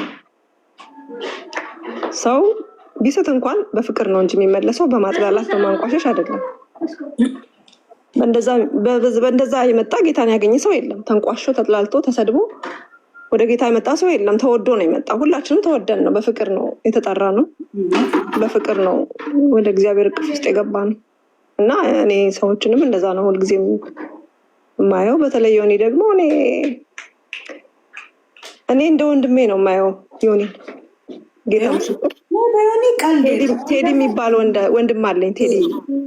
ቴዲ የሚባል እኛ ቤት ወንድም አለኝ፣ እናቴ አባቴ ልጅ ማለት ነው። የእጅጋየሁ ታናሽ ነው፣ የኔ ታላቅ ነው። እና የመጨረሻ የዋ ነው፣ በጣም የዋ ነው ቴዲ። በጣም ነው የምወደው እኔ በጣም ነው የምወደው ወንድሜን ማለት ነው ቴዲ። ሁሉንም እወዳቸዋለሁ፣ እህቶቼን ወንድሞቼን ሁሉንም እወዳቸዋለሁ። ለእሱ ግን አንጀቴ ስፍስፍ ነው የሚለው። በቃ የዋህ ነው። ሲናገር ደግሞ በቃ ለግ ይናገራል ምናምን ይሳደባል አለ አይደለም። ገና ይሄ በመንፈሳዊ ነገር እንትን ያላለ ሰው ያው በራሱ ነው። ብዙ ጊዜ ብዙ ነገሮችን አሉት፣ የህይወቱ ላይ ያሉ ነገሮች እኮ አሉ፣ ችግሮች አሉ። ግንስ በቃ አንጀቴ ነው የሚላወሰው። ጌታ እሱን ሰው ቀና ብሎ እንዲያይብኝ አልፈልግም። የፈለገ ነገር ይሁን፣ በቃ የፈለገ ነገር ያጥፋ፣ በቃ ቴዲን በፍቅር ወደ ጌታ ማስጠጋት ነው እንጂ የምፈቅደው ሰዎች እሱን የሆነ ነገር እንዲነኩብኝ አልፈልግም። ወንድሜ ነው። በቃ በጣም ነው የሚያሳዝነኝ። ደግሞ እውነት ለመናገር ሰው ወዳጅ ነው። በጣም ቡቡ የዋህ ሰው የለም። ወዳጅ ስታረየው ይሞትልሻል። ካስቀየምሽው ምናምን ደግሞ በቃ ፈነክትሻለሁ ነው። እንደሱ ነው ባህሪው። ኃይለኛ ነው። በቃ ኃይለኛ ጉልበተኛ የለም። እንደሱ ነው። እና አሁን እኔን አንዳንዴ በሚዲያ ላይ ምናምን እየወጡ እኔን ሲናገሩኝ ምናምን ይደውልና በቃ ይቃጠላል አስጠቃሽኝ ይላል። አድራሻቸው እንኳን አላውቅ ሄጄ የሆነ ነገር እንዳላረጋቸው ይለኛል። እግዚአብሔር ምስክሬ ነው። አሁን ይሄ እዚህ ጋር የሚደነፋው አገልጋይ ሁሉ የሚናገረው ምናምን እሱን ቢያገኛቸው በአካል ነገር ተበላሸ። ጌታ ሁለት ቦታ ነው የሚከፍላቸው። ምንም ቀልድ የለም። በቃ ምንም ሙሉዋል የለም። ጌታን በእኔ ከመጣሽ አለቀ ነገሩ፣ ተበላሽ።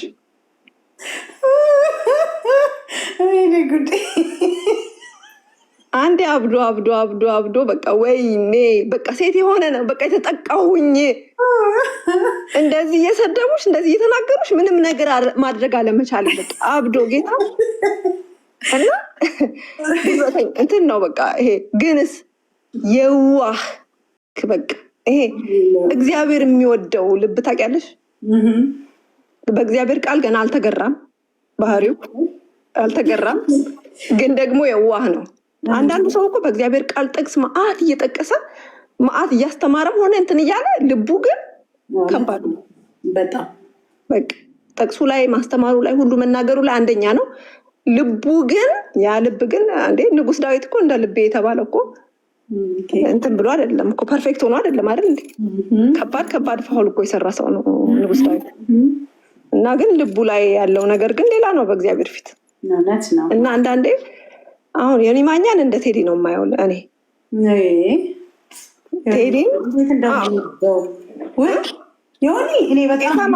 እና አንዳንዴ በቃ ወይኔ ዮኒ ለምን እንደዚህ ይላል ወይኔ አይባልም እኮ ብዬ ዝም እላለሁ። በቃ ወይኔ ዮኒ በቃ ሽምቅቅ እላለሁ። በቃ የሆነ ነገር ሲል የሆነ ባይል የምላቸውን ነገሮች እኮ ይናገራል።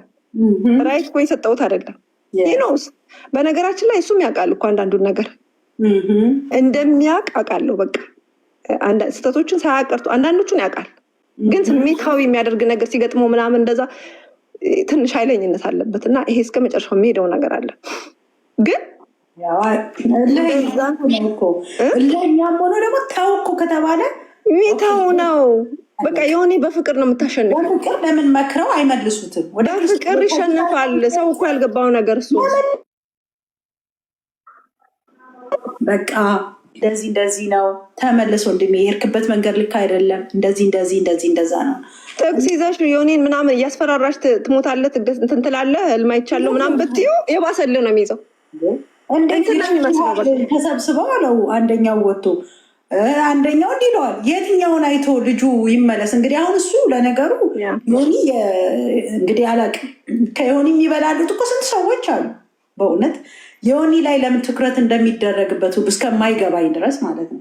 ዮኒ ምን አደረገውን ትውት አድርጎት ወደዚህኛው ጋር ተመልሶ ምን 8 ወር እኮ ጌታ ምስክሬ እንዲህ ሰው ሁሉ በቃ ኢየሱስ ጌታ ነው ዮኒ ጸና ዮኒ እኮ ምናምን የተባለለት ሰውዬ በቃ አሁን ወጣው እሱንም እኛንም ሶፊያ ነቤት ብርቱካን ዮኒ በቃ ዘመናቸውን ይሰደባሉ። ምን ሰራን ኃጢአት? ምንም። ምንድን ነው ከእሱ ጋር ያደረግነው? ፍቅር ነው የሰጠነው።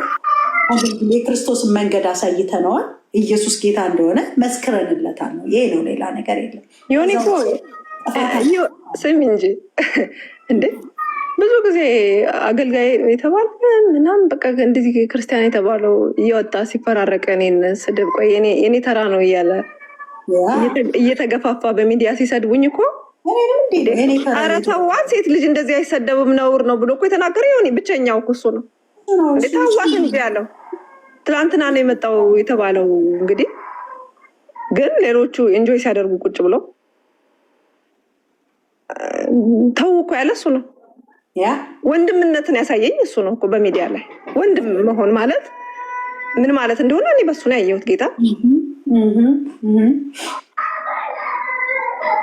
ከብዙ ቅዱሳን ላይ የሚፈልገውን ካራክተር የምጠብቀውን ማንነት አይቼበታለሁ እሱ እና አሁን ይሄን ልጅ ወጥቼ የሆነ ነገር እንዳንቋሽሸው ወይ እንድጠላው ወይ የሆነ ነገር እንዳደርገው መጠበቅ ተገቢ አይደለም፣ ትክክል አይደለም፣ በፍጹም ትክክል አይደለም። ይሄ መንፈሳዊነትም እንደዛ አይደለም። ለእኔ የገባኝ እንደሱ አይደለም። መንፈሳዊነት እውነት ነው። ሲጀመር ዮኒ ከፍቅር በስተቀር ሌላ የሚሰማውም ነገር የለም። ፍቅር ካልሆነ በስተቀር ምንም አያሸንፈውም እሱ ቢመልሱት። አሁን ጮክ እያለ ኤርሚያስ ድምፅ ደግሞ ትዝ ይላቸዋል እንዴት እንደሚጮህ ድምፁ በጣም ነው የሚጮህ።